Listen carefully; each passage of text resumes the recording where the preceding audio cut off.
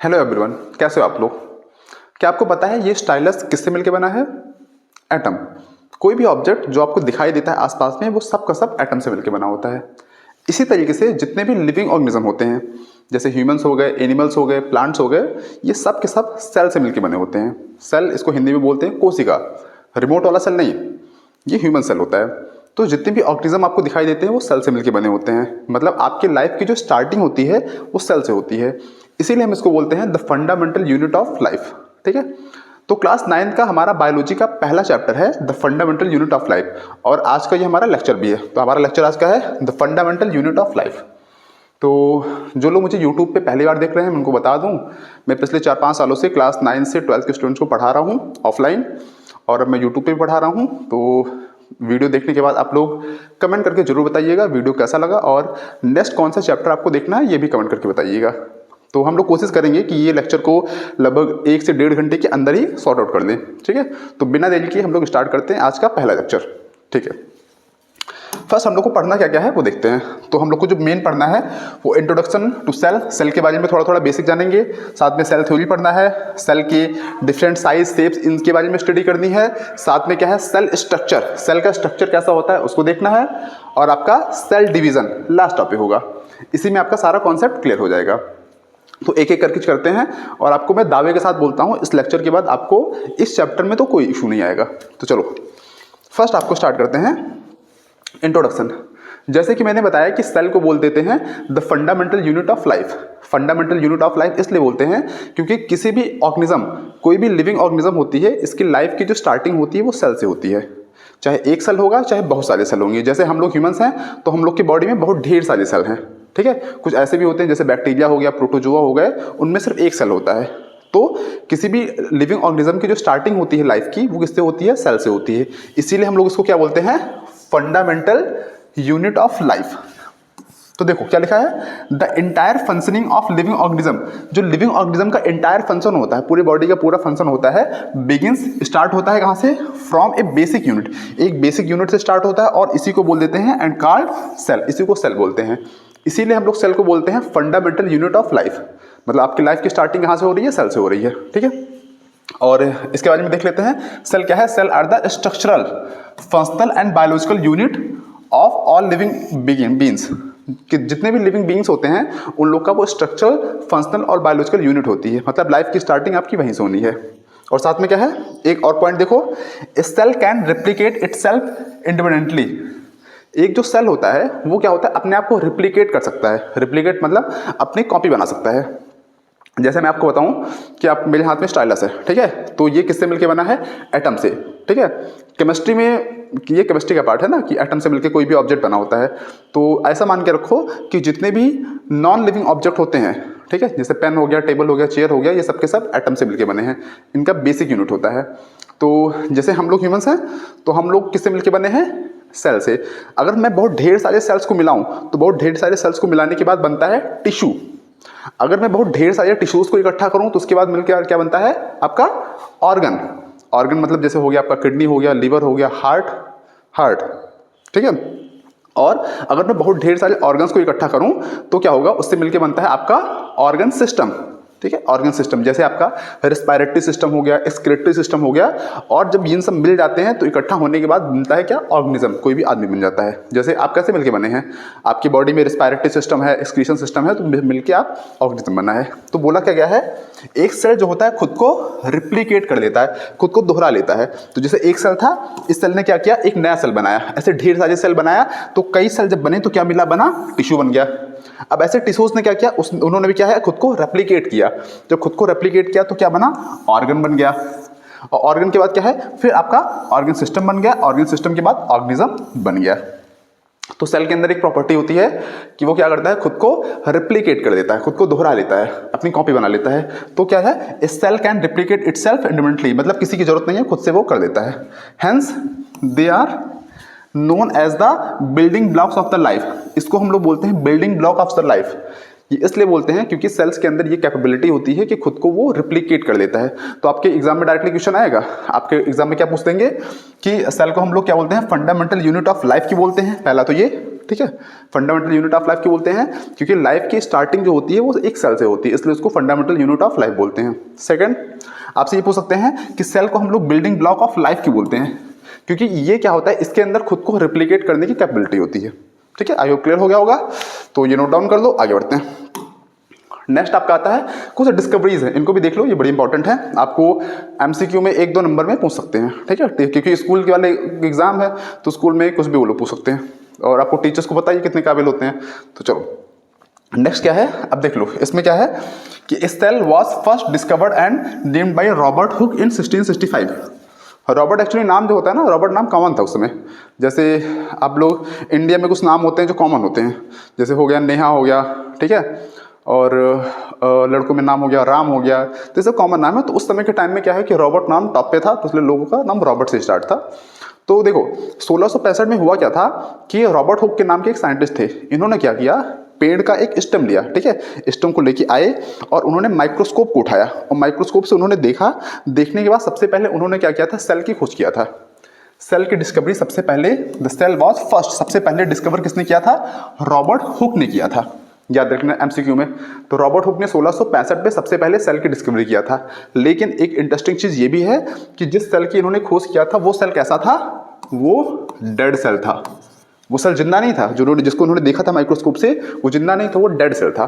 तो dead cell की खोज सबसे पहले रॉबर्ट हुक ने किया था, ये इंपॉर्टेंट है, याद रखना, ठीक है। सेकंड, उसके बाद क्या है, एक साइंटिस्ट थे, इनका नाम एंटोनियो वैन ल्यूवेनहॉक। इन्होंने 1674 में क्या किया था, लिविंग सेल की खोज किया था। सबसे इंपॉर्टेंट है, इन्होंने जो खोज किया था वो लिविंग सेल की खोज किया था। तो अगर आपसे टीचर पूछते हैं लिविंग सेल की खोज, तो आपका एंटोनियो हो गया, ठीक है। अगर आपके किसी ने पूछा कि सबसे पहले सेल की खोज किसने किया था, तो रॉबर्ट हुक ने किया था, लेकिन वो सेल कैसा था, डेड सेल था, ठीक है। ये तो हो गया। नेक्स्ट आपका है रॉबर्ट ब्राउन। इन्होंने क्या किया था, सेल के न्यूक्लियस को खोज किया था। अब देखो, जैसे मान लो ये आपका स्ट्रक्चर है सेल का, ठीक है। अब सेल के अंदर क्या होता है, न्यूक्लियस होता है। आप एकदम टेंशन फ्री रहो, अभी एक एक चीज को मैं क्लियर करके बताऊंगा, आपको सारा डाउट क्लियर हो जाएगा। सेल के अंदर क्या होता है, न्यूक्लियस होता है। तो इन्होंने क्या किया था, रॉबर्ट ब्राउन ने क्या किया था, डिस्कवरी किया था सेल के न्यूक्लियस की, ठीक है। एक एक डाटा है, याद करो।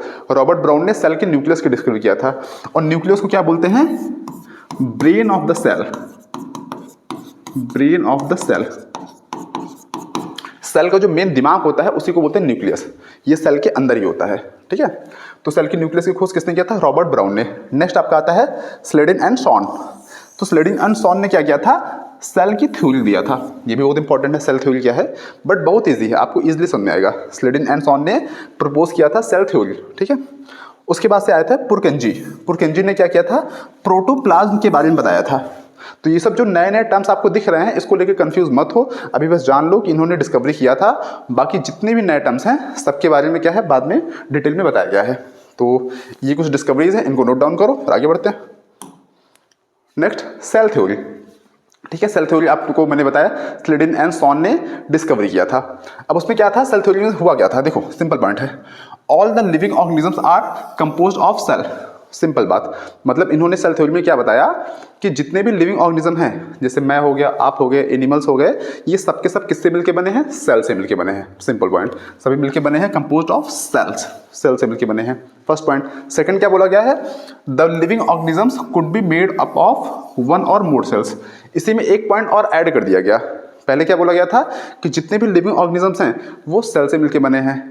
सेकंड में क्या बोला गया है, जितने भी लिविंग ऑर्गेनिज्म हैं वो एक या एक से अधिक सेल से मिलके बने हैं, या तो एक सेल से मिलके बने होंगे या फिर एक से ज्यादा सेल से मिलके बने होंगे। ये भी बात सही है, ठीक है, इसको ऐड कर दिया गया है। थर्ड है, एकदम सिंपल है, टफ लग रहा है आप लोग को, एकदम बेसिक बेसिक चीज है, आराम से कोई भी समझ जाएगा, ठीक है। थर्ड, एक नई चीज ऐड कर दिया गया है, the new cells arise from the pre existing cells through the process of cell division. अब इसमें थर्ड पॉइंट में क्या बोला गया है, इसमें बोला गया है कि सेल डिवीजन एक ऐसा प्रोसेस है, इसके थ्रू होता क्या है कि एक जो पुरानी सेल होगी वो नई सेल को पैदा कर देगी। तो सेल डिवीजन के थ्रू, एक मान लीजिए सेल ये है, तो ये सेल क्या करेगी, सेल डिवीजन के प्रोसेस के थ्रू एक नए सेल को खुद ही पैदा कर देगी। ये एक थर्ड पॉइंट है। तो ये बोला गया है, ए न्यू सेल, एक नई सेल अराइज होगी, पैदा होगी, कहां से, प्री एग्जिस्टिंग सेल, जो सेल पहले मौजूद है, जैसे ये पहले मौजूद है, तो ये सेल क्या करेगी, जब सेल डिवीजन का प्रोसेस होगा तो ये सेल एक नए सेल को पैदा कर देगी, और इसी के थ्रू लगातार ये प्रोसेस चलता जाएगा, ठीक है। तो ये आपका सेल थ्योरी है, इसको भी नोट डाउन कर दो, फिर आगे बढ़ते हैं। नेक्स्ट है आपका सेल। तो बेसिकली सेल की जो स्टडी करनी है उसको क्लासिफाई किया गया है साइज की बेसिस पे। सेल्स के साइज जो होते हैं अलग अलग होते हैं, ठीक है। साइज मतलब बहुत छोटा भी होता है, बहुत बड़ा भी होता है, ठीक है। आपको ये भी जानने को मिलेगा कि सबसे छोटा सेल कौन सा है, सबसे बड़ा सेल कौन सा है। सिमिलरली नंबर्स की बेसिस पे आपको डिफाइन होगा कि किस में कितने नंबर्स हैं, ठीक है।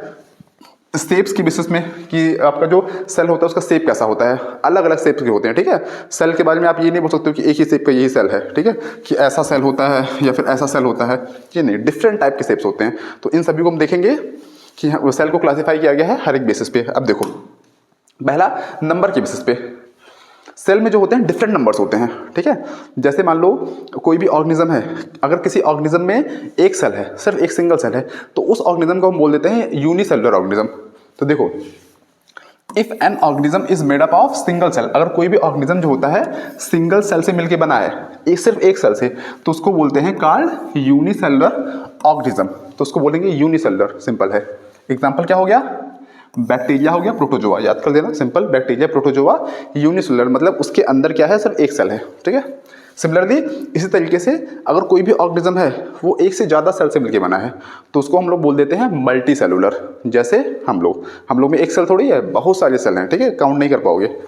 तो सेकंड है the organism which are made up of more than one cell. अगर कोई भी ऑर्गेनिज्म एक से ज़्यादा सेल से मिलकर बना है तो उसको बोल देते हैं क्या, मल्टी सेलुलर ऑर्गेनिज्म, ठीक है। एग्जाम्पल देखो, मल्टी सेलुलर में ह्यूमंस हो गए, एलिफेंट हो गया, ठीक है, और यूनिसेलुलर में क्या हो गया, बैक्टीरिया हो गया, प्रोटोजोआ। क्लियर हो गया आई थिंक नंबर के बेसिस पे। अगर कोई भी ऑर्गेनिज्म एक सेल से मिलकर बना है तो यूनिसेलुलर, अगर एक से ज़्यादा सेल से मिलकर बना है तो उसको मल्टी सेलुलर। नोट डाउन कर दो, आगे बढ़ते हैं। शेप्स की बेसिस पे, सेल के शेप्स भी डिफरेंट डिफरेंट होते हैं। एक आपका होता है, देखो ये है nerve cell. Nerve cell basically कहाँ पाया जाता है, आपका जो ब्रेन है, जो आपके पास नहीं है, सॉरी मैं मजाक कर रहा था, ये जो ब्रेन है, तो ब्रेन में और आपका जो स्पाइनल कॉर्ड है उसमें पाया जाता है, ठीक है। तो नर्व सेल, अब इसका स्ट्रक्चर देखो कैसा है, ये कुछ इलॉन्गेटेड एंड ब्रांच टाइप का है, ठीक है। ये भी क्या है, ये भी सेल है, ठीक है, इस टाइप का भी सेल होता है। ये इंटेस्टाइनल सेल है, इंटेस्टाइन में आपके पाया जाता है, इसका स्ट्रक्चर देखो डिफरेंट है। ये आपका ओवम सेल है जो फीमेल्स में होता है, ठीक है, आप पढ़ोगे इसको आगे चल के, स्पर्म ओवम। तो ये ओवम सेल है, इसका शेप डिफरेंट है। स्पर्म सेल है, ये इसका डिफरेंट है। तो जितने भी सेल्स होते हैं ना, इनका शेप भी डिफरेंट होता है, ठीक है। मतलब आप ये नहीं बोल सकते कि इसका सेल्स के शेप ऐसे होते हैं। तो सेल्स जो होते हैं डिफरेंट डिफरेंट शेप्स की मिलते हैं, ठीक है। नेक्स्ट अब आपका आता है डिफरेंट साइज।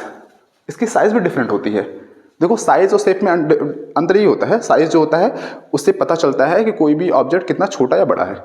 शेप से पता चलता है कि कोई भी ऑब्जेक्ट की आकृति कैसी है, कैसा दिखता है। तो सेल के साइज भी डिफरेंट होता है।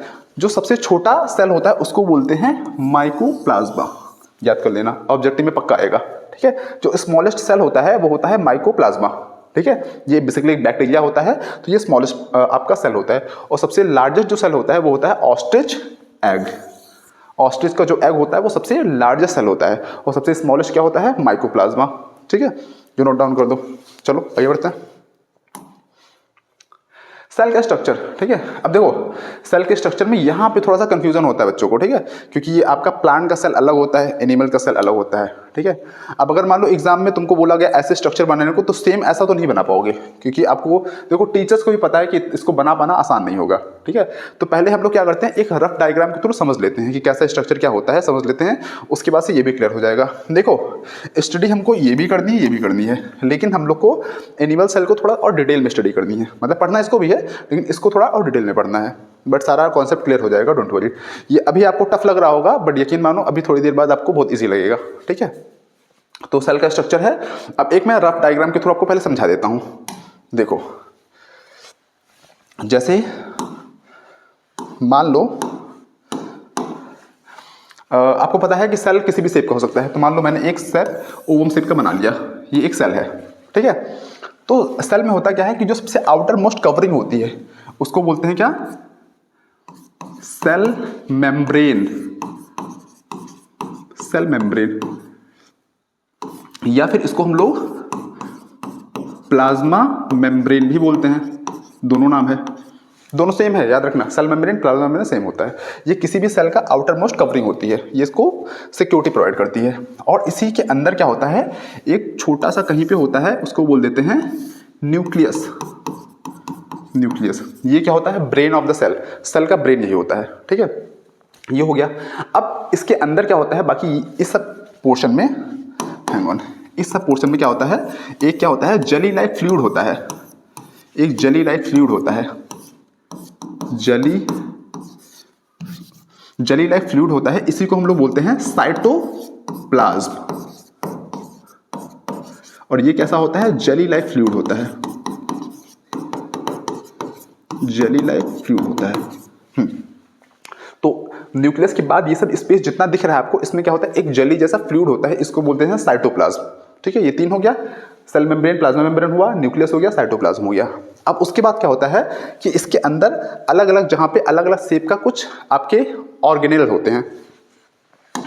जैसे मैं आपको दिखा दूं, मान लो अब इसमें होते हैं अलग अलग शेप के, जैसे ये मान लो हो गया आपका अलग शेप का हो गया, ये आपका अलग शेप का हो गया, ऐसे ऐसे अलग अलग शेप के क्या होते हैं, सेल ऑर्गेनली होती हैं। सेल ऑर्गेनली मतलब होता है कि जो इसमें अलग अलग काम करती हैं, उनका काम होता है अलग अलग फंक्शन करना। जैसे सेल ऑर्गेनली में क्या होता है कि जैसे ये हो गया आपका मान लो माइटोकॉन्ड्रिया, ठीक है, ये हो गया। ऐसे ऐसे अलग अलग होते हैं। जैसे मान लो इसको मान लेते हैं लाइजोसोम, लाइजोसोम हो गया। तो ऐसे क्या होता है, इसके अंदर अलग अलग स्ट्रक्चर के शेप के क्या होते हैं, सेल ऑर्गेनेल होते हैं। उनका काम क्या होता है, अलग अलग होता है। और जितने भी होते हैं उनके बारे में स्टडी करेंगे। तो उनको उनका जो नाम होता है, बेसिक नाम होता है, उसको हम लोग क्या बोलते हैं, सेल ऑर्गेनेली। अब इसको ऐसे समझो कि अभी इसका नाम हटा देते हैं, इसको हटा दो। अब ऐसे इस शेप के क्या होते हैं, अलग अलग इसी के अंदर क्या होते हैं, सेल ऑर्गेनेली होते हैं। और जितने सेल ऑर्गेनेली होते हैं इन सभी की स्टडी हम लोग करेंगे। जैसे सेल ऑर्गेनेली में क्या हो गया, एक मान लो हो गया एंडोप्लाज्मिक रेटिकुलम हो गया, माइटोकॉन्ड्रिया हो गया, ऐसे ऐसे जितने भी होते हैं, लाइजोसोम हो गया, ऐसे जितने भी होते हैं, ये सब जो होते हैं अलग अलग स्ट्रक्चर में यहाँ पे फैले होते हैं, ठीक है। तो क्लियर हो गया। पहला जो सेल के सबसे आउटर जो लेयरिंग होती है उसको बोलते हैं सेल मेम्ब्रेन या प्लाज्मा मेम्ब्रेन। इनका काम क्या होता है डिटेल में बताएंगे। उसके अंदर क्या होता है, एक न्यूक्लियस होता है। न्यूक्लियस को क्या बोलते हैं, ब्रेन ऑफ द सेल, ये हो गया। उसके बाद क्या होता है, बाकी क्या होता है, यहाँ पे सब फ्लूइड फिल होते हैं, सब फ्लूइड होते हैं। इन फ्लूइड को क्या बोलते हैं, साइटोप्लाज्म, ठीक है। ये जेली लाइक फ्लूइड होता है, ये फिल होता है। उसके बाद अंदर क्या होता है, डिफरेंट स्ट्रक्चर के कुछ ऑर्गेनेली होते हैं, उनको बोलते हैं सेल ऑर्गेनेली। और उसमें क्या होता है, सब अलग अलग काम के होते हैं। जैसे एक एंडोप्लाज्मिक रेटिकुलम हुआ, उसका काम अलग है। माइटोकॉन्ड्रिया आपने सुना होगा, power house of the cell, energy को स्टोर रखता है, तो सबका काम अलग है। तो कुल मिला के ऐसा स्ट्रक्चर होता है। एक और इंटरेस्टिंग चीज, अब ध्यान से देखो, कुछ सेल्स ऐसे होते हैं जिनके ऊपर, सेल मेम्ब्रेन के ऊपर भी क्या होता है, एक लेयरिंग होती है। ध्यान से देखना, कुछ स्ट्रक्चर्स ऐसे होते हैं जिनमें क्या होता है कि सेल मेम्ब्रेन के ऊपर क्या होता है, एक लेयरिंग होती है, एक लेयरिंग होती है। उसको हम लोग क्या बोल देते हैं, सेल वॉल। ये इंपॉर्टेंट है। कुछ सेल्स ऐसे होते, सब में नहीं, कुछ सेल्स ऐसे होते हैं जिनमें सेल मेम्ब्रेन के ऊपर एक लेयरिंग होती है, उसको बोल देते हैं सेल वॉल। और जो सेल वॉल होता है वो सिर्फ और सिर्फ प्लांट सेल्स में पाया जाता है, ठीक है। तो ये जो होता है ओनली इन प्लांट सेल्स, ये सिर्फ और सिर्फ प्लांट सेल्स में पाया जाता है, ठीक है। ये आपका हो गया बेसिकली सेल का स्ट्रक्चर। सेल में यही सब चीजें होती हैं। एक आपका सेल मेम्ब्रेन हुआ, ठीक है, उसी को प्लाज्मा मेम्ब्रेन बोलते हैं। अंदर एक न्यूक्लियस हो गया, न्यूक्लियस के बाद फिर जो होते हैं फ्लूइड, साइटोप्लाज्म होता है जो जेली लाइक फ्लूइड होता है, ये फिल होता है चारों तरफ से। और होता है फिर सेल ऑर्गेनेली, ये भी बहुत इंपॉर्टेंट है। इसमें क्या है, बहुत सारे होते हैं, एंडोप्लाज्मिक रेटिकुलम, माइटोकॉन्ड्रिया, लाइजोसोम हो गया, ठीक है, राइबोसोम हो गया, ये सब है। तो इन्हीं सब की स्टडी बेसिकली करनी है। और कुछ सेल्स ऐसे होते हैं जिनमें सेल मेम्ब्रेन के ऊपर क्या होता है, एक स्ट्रक्चर होता है, बेसिकली जो सेल वॉल होता है, ये जेड प्लस सिक्योरिटी देता है, ठीक है, सेल्स को जेड प्लस सिक्योरिटी देता है। और ये सेल वॉल होता है, ये लेकिन सिर्फ किस में होता है, प्लांट सेल्स में होता है। तो इसी की आपको स्टडी करनी है, ठीक है। अब देखो जो स्ट्रक्चर यहाँ पे बना हुआ था, आपका स्ट्रक्चर था, ये सेम वही है। देख लो, ऊपर सबसे क्या है, सेल मेम्ब्रेन है, ठीक है। और सेल मेम्ब्रेन के साथ साथ में क्या है कि अंदर आपको देखो साइटोप्लाज्म है, जो फ्लूइड है, जेली जैसा जो फ्लूइड है वो सब साइटोप्लाज्म में आता है। और आपका ये आपका न्यूक्लियस हो गया, ठीक है, ये आपका न्यूक्लियस देखो बना हुआ है। तो अब इसी चीज को हम आगे चल के डिटेल में पढ़ते हैं। देखो components of the cell, cell के कंपोनेंट्स मतलब सेल में बेसिकली क्या क्या है वो चीज़ है, उसकी स्टडी करनी है। तो आपको ये क्लियर होना चाहिए कि आप सेल की स्टडी कर रहे हो तो सेल के अंदर क्या क्या पढ़ना है। तो क्या क्या पढ़ना है, बेसिक चीज़ है। पहला तो देखो प्लाज्मा मेम्ब्रेन या फिर सेल मेम्ब्रेन, ठीक है, एक ही चीज़ है। प्लाज्मा मेम्ब्रेन उसको बोलो या फिर सेल मेम्ब्रेन बोलो, वो स्टडी करनी है। तो अभी तो ये एक ऐसा चार्ट जैसा है जिससे आपको बेसिक नॉलेज हो जाती है कि क्या क्या है, लेकिन इससे नहीं पढ़ना, इसको आप बाद में देख लेना अपने हिसाब से। पहले आपको डिटेल में पढ़ा दूंगा सेल मेम्ब्रेन या प्लाज्मा मेम्ब्रेन, पहले ये पढ़ना है। उसके बाद से सेल वॉल पढ़ना है। आपको मैंने बताया सेल वॉल किस में पाया जाता है, सिर्फ और सिर्फ प्लांट सेल्स में, ठीक है। न्यूक्लियस के बारे में पढ़ना है, साइटोप्लाज्म के बारे में पढ़ना है जो जेली लाइक फ्लूइड होता है, और लास्ट में सेल ऑर्गेनेलीज। सेल ऑर्गेनेलीज जो मैंने आपको बताया कि डिफरेंट स्ट्रक्चर्स के प्रेजेंट होते हैं, अलग अलग टूल्स जैसे होते हैं, और उनका सबका अलग अलग काम होता है, ठीक है। तो इसी को अगर हम स्टडी करेंगे वन बाय वन तो आपका चैप्टर क्लियर हो जाएगा। बस इसी की स्टडी ही करनी है आपको। ये चैप्टर बेसिकली आपको इसी की स्टडी के बारे में बताता है, क्वेश्चन भी इसी से जनरेट होगा। तो बिना देरी के आगे बढ़ते हैं। चलो पहले प्लाज्मा मेम्ब्रेन या फिर सेल मेम्ब्रेन, ठीक है, सबसे पहला आता है। तो प्लाज्मा मेम्ब्रेन या सेल मेम्ब्रेन के बारे में देखते हैं। देखो पहले देख लो, it is made up of lipid and protein. तो पहले तो ये जान लो कि आपकी जो आउटर कवरिंग होती है, ये जो आपका सेल मेम्ब्रेन या फिर प्लाज्मा मेम्ब्रेन, सीएम और पीएम, ठीक है, सीएम मतलब चीफ मिनिस्टर, पीएम मतलब प्राइम मिनिस्टर। तो ये जो मिलकर बना होता है, ये किससे मिलकर बना होता है, लिपिड एंड प्रोटीन। ऑब्जेक्टिव के लिए इंपॉर्टेंट है कि ये लिपिड और प्रोटीन से मिलकर बना होता है, ठीक है। और बोला गया है it is outermost covering of the cell and it separates cell content from the external environment. ये जो होता है आउटर मोस्ट कवरिंग, किसी भी सेल का आउटर मोस्ट कवरिंग होता है, सेल को बाहर से कवर करके रखता है, ठीक है। और क्या करता है, and separates cell contents from the external environment. और जो बाहर का एनवायरनमेंट होता है इसको क्या करता है, सेल को बचाता है। मतलब बाहर कैसा भी एनवायरनमेंट हो, ये क्या करता है, उसको प्रोटेक्ट किया रखता है सेल को, ठीक है। इसके अंदर को, अंदर वाली हर एक चीज़ को प्रोटेक्ट करके रखता है। तो इसका ये पहला हो गया। सेकंड है it is selectively permeable membrane. ये बहुत इंपॉर्टेंट है। ये जो होता है सेलेक्टिवली परमिएबल मेम्ब्रेन होता है। परमिएबल मेम्ब्रेन मतलब क्या होता है, एक झिल्ली जैसा होता है, ठीक है। और वो क्या करता है, कुछ वो डिसाइड करता है कि किस चीज़ को अंदर लेना है, किस चीज़ को बाहर करना है। इसी को बोलते हैं सेलेक्टिवली परमिएबल मेम्ब्रेन। तो आपसे एग्जाम में पूछेंगे कि हम लोग सेल मेम्ब्रेन या फिर प्लाज्मा मेम्ब्रेन को हम लोग सेलेक्टिवली परमिएबल मेम्ब्रेन क्यों बोलते हैं, क्यों, इट अलाउज, ये अलाउ करता है entry and exit of some materials. तो इसको जब पता होता है, इसको जब लगता है कि हाँ इस मटेरियल के अंदर एंट्री चाहिए और किसको बाहर निकालना है, जैसे मान लीजिए कोई न्यूट्रिएंट्स है, उसको सेल की रिक्वायरमेंट है तो वो सेल को अंदर जाने देता है, और जो वेस्ट है सेल के अंदर, जो वेस्ट है उसको बाहर निकालना होता है, तो कौन करता है, सेल मेम्ब्रेन या प्लाज्मा मेम्ब्रेन। तो उसका मेन काम क्या होता है कि न्यूट्रिएंट्स को अंदर डालना और जो वेस्ट होता है उसको बाहर निकाल देता है। तो ये अलाउ करता है entry and exit of some material, कुछ मटेरियल्स को एंट्री और एग्जिट करता है। जो फायदे वाली चीज़ है उसको अंदर लिया, जो नुकसान है उसको बाहर किया। आप भी तो ही करते हो, ठीक है। And prevents movement of some material, और फालतू चीज़ के मूवमेंट्स को रोकता है, मतलब फालतू चीज़ के मूवमेंट को नहीं जाने देता है, ठीक है। और लास्ट आपका क्या है, इट अलाउज डिफ्यूजन। अब ये टर्म आपके लिए नया है थोड़ा सा, तो डिफ्यूजन के बारे में आपको मैं बेसिक अभी ऐसे बता दूं। डिफ्यूजन क्या होता है, एक ऐसा प्रोसेस होता है जिसमें दो डिफरेंट सब्सटेंस के पार्टिकल आपस में मिक्स हो जाते हैं। ये समझ में आया? सुनो, डिफ्यूजन एक ऐसा प्रोसेस होता है जिसमें दो डिफरेंट सब्सटेंस, अलग अलग सब्सटेंस के पार्टिकल एक दूसरे में मिक्स हो जाते हैं, उस प्रोसेस को बोल देते हैं डिफ्यूजन। जैसे नहीं समझ में आया तो समझो, एक गिलास पानी लो, एक गिलास पानी में उसको नॉर्मली ऐसे रख दो, ऊपर से क्या है, इंक उठाओ, इंक की 2 बूंद डाल दो। डालने के बाद आप कुछ मत करो, उसको टच मत करो, स्टेयर हिलाना नहीं है, बिल्कुल छोड़ दो। आप देखोगे थोड़ी देर बाद क्या होगा कि वो इंक जो होगा, एक बूंद, वो पानी में मिल जाएगा। ये जिस प्रोसेस से मिलता है, इस प्रोसेस को बोलते हैं डिफ्यूजन।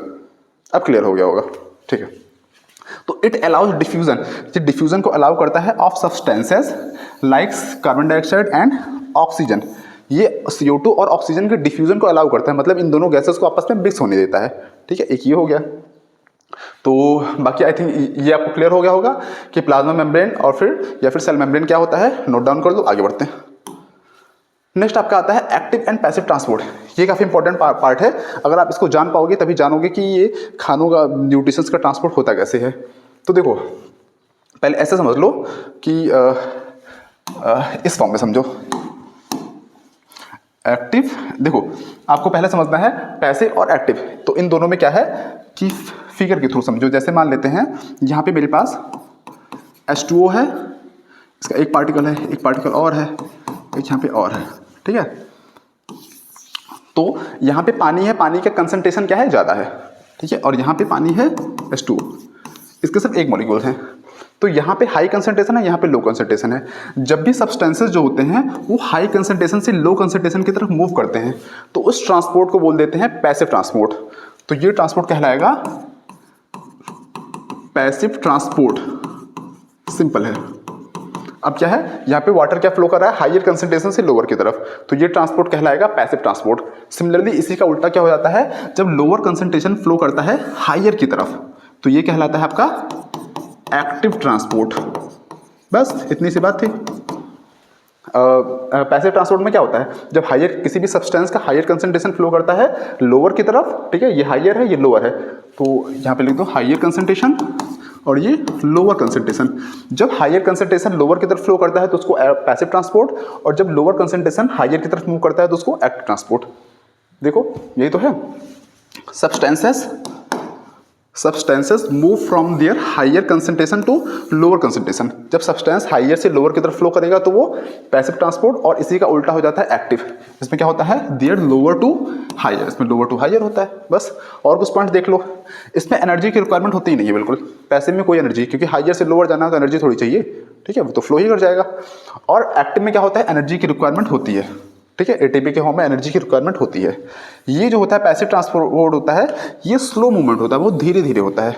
और एक्टिव ट्रांसपोर्ट होता है, ये रैपिड होता है, काफ़ी तेज होता है, ठीक है, काफ़ी फास्ट होता है।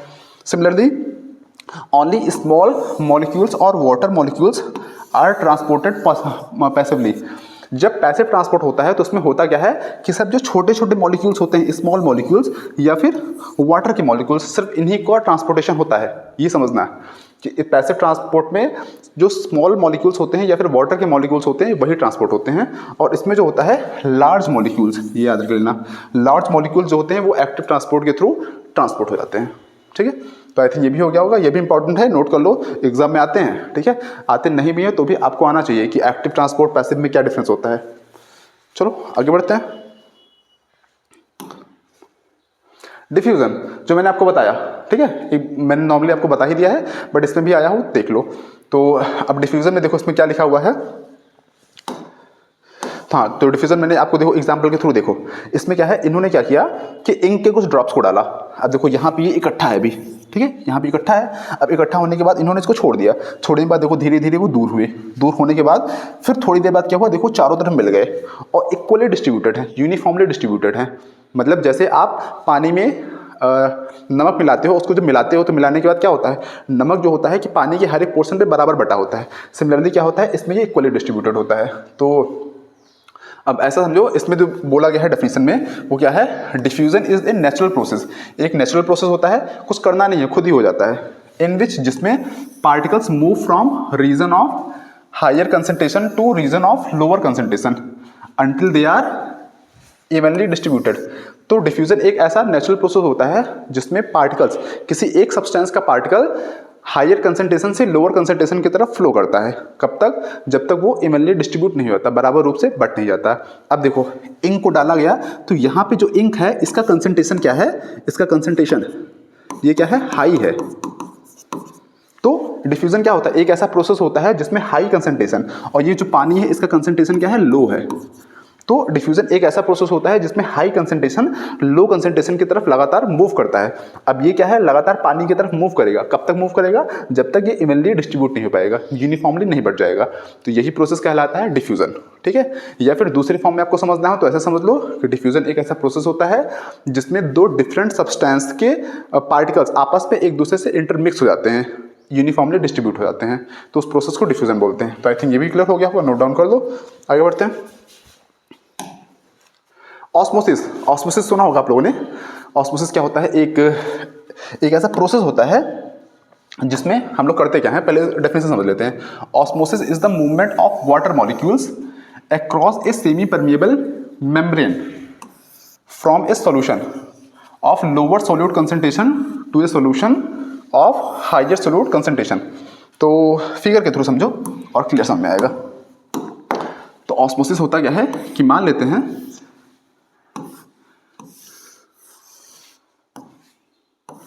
ये दोनों मान लेते हैं सॉल्यूशन है, ये भी सॉल्यूशन है और ये भी सॉल्यूशन है, ठीक है।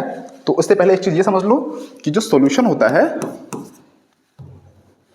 सॉल्यूशन में क्या होता है, दो चीजें होती हैं, एक होता है आपका सॉल्वेंट और एक होता है आपका क्या, सॉल्यूट।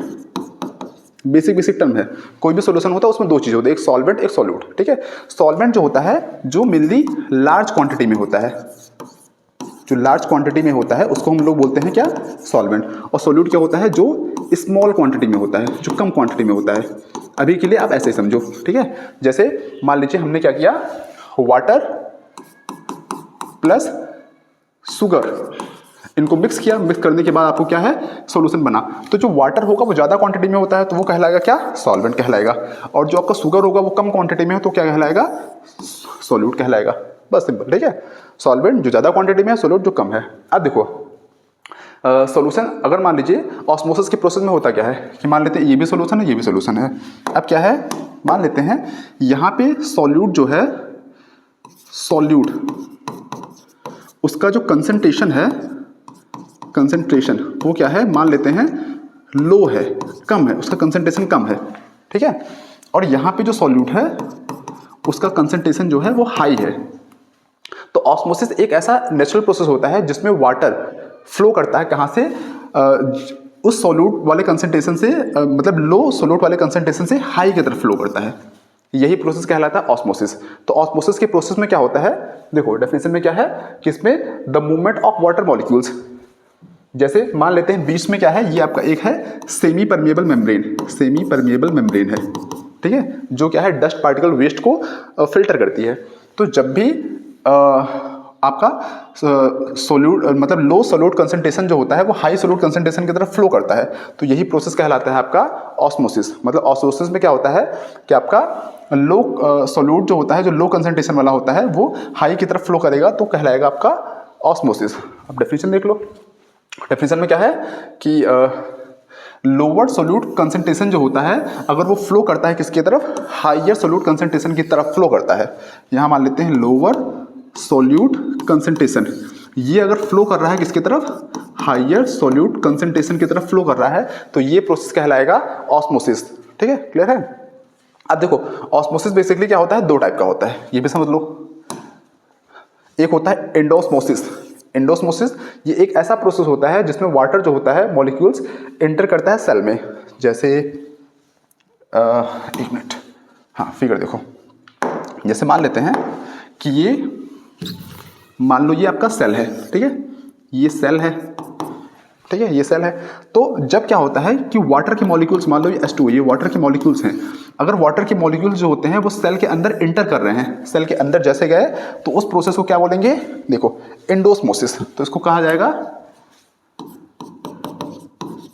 एंडोस्मोसिस। सिंपल सा है, जब वाटर के मॉलिक्यूल्स सेल के अंदर इंटर करते हैं तो उसको बोल देते हैं एंडोस्मोसिस, और जब यही वाटर के मॉलिक्यूल्स सेल से बाहर जाते हैं तो नेक्स्ट पॉइंट आपका क्या था, एक्सोस्मोसिस, तो उसको बोल देते हैं एक्सोस्मोसिस। पानी के सेल के अंदर गए तो एंडोस्मोसिस, और जब H2O सेल से बाहर गया तो उसको बोल देते हैं एक्सोस्मोसिस। बस सिंपल सा डेफिनेशन है। ऑस्मोसिस हो गया। ऑस्मोसिस में क्या होता है कि लोअर कंसंट्रेशन सॉल्यूट फ्लो करता है हायर कंसंट्रेशन सॉल्यूट की तरफ, उस प्रोसेस को बोल देते हैं ऑस्मोसिस। अब ऑस्मोसिस दो टाइप का होता है, एक एंडोस्मोसिस, एक ऑक्सोस्मोसिस। एंडोस्मोसिस में क्या होता है कि आपका जो वाटर के मॉलिक्यूल्स होते हैं वो सेल के अंदर जाते हैं, अगर सेल के अंदर इंटर कर रहे हैं तो उस प्रोसेस मूवमेंट को बोल देते हैं एंडोस्मोसिस। अगर वाटर के मॉलिक्यूल सेल से बाहर जा रहे हैं तो उसको बोल देते हैं एक्सोस्मोसिस। बस ये डेफिनेशन है। अब देख लो, यही एक्सोस्मोसिस में बाहर होते हैं, नोट डाउन कर दो। चलो आगे बढ़ते हैं। हाँ, अब क्या है डिफ्यूजन और ऑस्मोसिस में डिफरेंस कभी कभी पूछ लेते हैं एग्जाम में कि बेसिकली क्या होता है, दोनों में क्या डिफरेंस होता है। वैसे तो रेयर है लेकिन आपको आना चाहिए डिफ्यूजन और इसमें डिफरेंस क्या होता है। क्या क्या डिफरेंस होता है, देखो डिफ्यूजन क्या होता है कि ये एक ऐसा प्रोसेस होता है जो सभी पार्टिकल्स के लिए एप्लीकेबल होता है। मतलब वो सॉलिड में भी हो सकता है, लिक्विड में भी हो सकता है, गैस में भी हो सकता है, तीनों में हो सकता है। तो ये देखो movement of all type of particles, solid liquid gas, इसमें तीनों टाइप के पार्टिकल्स होते हैं। और ऑस्मोसिस का जो प्रोसेस होता है वो ओनली फॉर वाटर, सिर्फ वाटर के लिए होता है। ठीक है, ये याद रखना। ऑस्मोसिस में क्या होता है कि सिर्फ वाटर का ही मूवमेंट होता है, ठीक है, बाकी का नहीं होता है। तो और डिफ्यूजन में क्या होता है second, occurs from higher concentration to lower concentration. Diffusion में क्या होता है कि हायर कंसंट्रेशन के जो पार्टिकल्स होते हैं वो लोअर की तरफ जाते हैं डिफ्यूजन में। और आपका ऑस्मोसिस में क्या होता है कि इसमें जो लोअर कंसंट्रेशन सॉल्यूट होते हैं वो हायर कंसंट्रेशन सॉल्यूट की तरफ फ्लो करते हैं। तो देखो it occurs low solute concentration, जो लो सॉल्यूट कंसंट्रेशन होता है वो हाई सॉल्यूट कंसंट्रेशन की तरफ फ्लो करता है। ये आपका ऑस्मोसिस हो गया। सेकंड हो गया डिफ्यूजन में जो एक डिफरेंस होता है ये होता है इसको सेमी परमेबल मेम्ब्रेन की रिक्वायरमेंट नहीं होती है। डिफ्यूजन बताते समय मैंने आपको कहीं सेमी परमेबल मेम्ब्रेन नहीं बताया होगा, तो डिफ्यूजन में सेमी परमेबल मेम्ब्रेन की रिक्वायरमेंट नहीं होती है और ऑस्मोसिस में क्या होते हैं सेमी परमेबल मेम्ब्रेन की रिक्वायरमेंट होती है। यही इसका बेसिक डिफरेंस है। आपसे कोई पूछे क्या होता है तो आप सिंपली बताना कि ऑस्मोसिस में क्या होता है सेमी परमेबल मेम्ब्रेन की रिक्वायरमेंट होती है और वहीं डिफ्यूजन में क्या होता है सेमी परमेबल मेम्ब्रेन की रिक्वायरमेंट नहीं होती है। ठीक है, और बाकी ये कुछ एग्जाम्पल है, इसको आप लोग नोट डाउन कर लो। चलो आगे बढ़ते हैं। नेक्स्ट है टाइप्स ऑफ सोल्यूशन। सोल्यूशन के टाइप्स क्या होते हैं? ठीक है, सोल्यूशन के बारे में तो आपको पता है, सोल्यूशन जो होता है सॉल्यूट और सॉल्वेंट से मिलकर बना होता है। सॉल्वेंट जो हाई क्वांटिटी में है, सॉल्यूट जो लो क्वांटिटी में है। अभी के लिए 9th के लिए इतना पर्याप्त है तुम लोग के लिए। ठीक है, तो अब देखो टाइप्स ऑफ सोल्यूशन। सोल्यूशन के टाइप्स क्या होते हैं तो इनमें ऐसे समझो, पहला आपका आता है हाइपरटोनिक। ठीक है, आइसोटोनिक, हाइपोटोनिक, नाम याद रखना, हाइपरटोनिक, आइसोटोनिक, हाइपोटोनिक। ठीक है, अब इनको समझो कैसे होता है कि होता ऐसा है कि एक फिगर बनाते हैं, फिगर के थ्रू आपको क्लियर करते हैं। तो पहला आपका आता है हाइपरटोनिक। तो आपका जो हाइपरटोनिक है, हाइपरटोनिक मान लेते हैं यहां पे क्या है, इसमें मान लेते हैं एक सॉल्टी वाटर है, हाइपोटोनिक सॉल्यूशन। ये एन लिखने का मतलब होता है सॉल्यूशन हो गया। ठीक है, मान लीजिए एक सॉल्टी वाटर है जिसमें क्या है नमक की क्वांटिटी बहुत ज़्यादा है। अब क्या होता है इसमें अगर आप प्लांट सेल को डालते हैं, मान लीजिए ये प्लांट सेल है, प्लांट सेल को आपने डाला अंदर। ठीक है, तो जब सॉल्ट वाटर में क्या होता है आप प्लांट सेल को अंदर डालेंगे। ठीक है, अब होता क्या है कि चूंकि सॉल्टी वाटर में नमक की क्वांटिटी ज़्यादा है, मतलब इसका मतलब ये हो गया कि नमक क्या है सॉल्यूट है, सॉल्यूट की क्वांटिटी अगर ज़्यादा है तो उस कंडीशन में होता क्या है कि जो प्लांट सेल्स होते हैं इसमें से जो वाटर होता है H2O, ये क्या होता है बाहर की तरफ निकलता है, H2O बाहर निकलने लगता है। ठीक है, सॉल्टी वाटर की वजह से क्या होता है कि H2O जो होता है सेल के अंदर, जो प्लांट सेल के अंदर जो पानी था वो पानी बाहर निकलने लगता है। अब जब पानी बाहर निकलता है तो सेल जो होता है वो श्रिंक होता है, सिकुड़ने लगता है और सेल श्रिंक हो जाता है। ठीक है, मतलब हुआ कि इसमें जो वाटर होता है इसका मूवमेंट कहाँ से कहाँ तक होता है, सेल से सोल्यूशन की तरफ होता है, सेल से सोल्यूशन की तरफ हो जाता है। तो और उसके साथ साथ क्या होता है कि जो सेल होता है वो श्रिंक हो जाता है, सिकुड़ने लगता है। ठीक है, बस इतना ही कॉन्सेप्ट है। अब देखो फर्स्ट में क्या है, solutions having more solute than the cell. तो होता क्या है कि हाइपरटोनिक में क्या होता है कि अब जैसे प्लांट सेल है तो प्लांट सेल के पास क्या है NaCl तो होगा ही। अब प्लांट सेल के पास NaCl नमक अगर है, लेकिन नमक जो होता है वो सॉल्टी वाटर के कंपैरिजन में कम क्वांटिटी में है, इसलिए क्या होता है कि आपका जो H2O होता है वो बाहर निकलने लगता है और ये ऐसा सोल्यूशन जो होता है सॉल्टी वाटर का सोल्यूशन, इसी को बोलते हैं हाइपरटोनिक सोल्यूशन। तो अब इसमें देखो, इसमें ऐसा समझो, देखो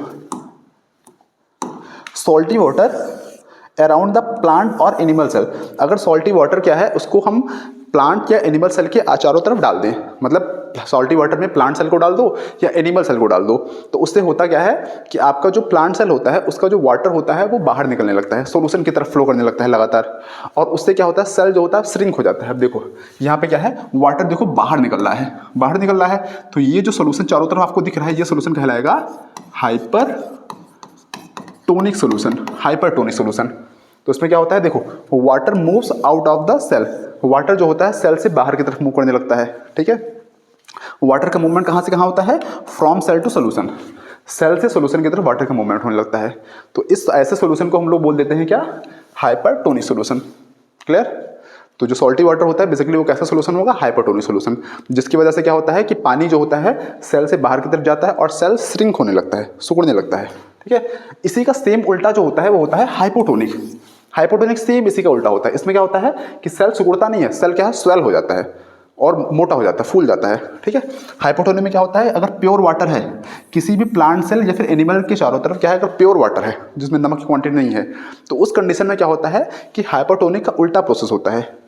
हाइपरटोनी में क्या हो रहा था कि पानी सेल से बाहर की तरफ जा रहा था, इसमें क्या होगा, पानी देखो बाहर से अंदर की तरफ आएगा। अब पानी अगर लगातार बाहर से अंदर की तरफ आ रहा है, सेल के अंदर लगातार आ रहा है, तो पानी की क्वांटिटी ज़्यादा हुई तो क्या होगा, सेल फूल जाएगा, स्वेल हो जाएगा। और ये ऐसा सॉल्यूशन, इसके चारों सेल के चारों तरफ का जो सॉल्यूशन होगा, ये सॉल्यूशन कहलाएगा हाइपोटोनिक। हाइपोटोनिक मतलब हिप्पो से समझ लो कि मोटा ताजा होता है ना, तो उसमें सेल जो होती है स्वेल हो जाती है। और हाइपोटोनिक में क्या होती है, सेल आपकी सिकुड़ जाती है। ठीक, ये दो क्लियर। तीसरे में कुछ नहीं करना। आइसोटोनिक क्या होता है, इसमें कोई फर्क नहीं पड़ता, न फूलेगा न फिर श्रिंक होगा, कुछ नहीं होगा, तो जैसे था वैसे ही रहेगा। क्यों? क्योंकि जितना H2 अंदर आएगा उतना ही H2 बाहर चला जाएगा। तो तीसरा आपका ये हो गया आइसोटोनिक। हाइपोटोनिक में क्या होगा, सेल आपका श्रिंक हो जाएगा और उसमें वाटर का मूवमेंट कहाँ से होगा, from cell to solution, cell से लेके बाहर तरफ जाएगा। ये फिगर के थ्रू समझना, अच्छे समझोगे। और हाइपोटोनिक में क्या होगा, पानी का मूवमेंट कहाँ होगा, बाहर से अंदर की तरफ, सेल की तरफ होगा। आइसोटोनिक में क्या होगा, आपका सब कोई चेंज होगा, no changes in the cell shape, cell का शेप वैसे ही रहेगा। ठीक है, तो आई थिंक तीनों क्लियर हो गया होगा। ये इंपॉर्टेंट आता है एग्जाम में, इसको अच्छे से समझ लेना। चलो आगे बढ़ते हैं।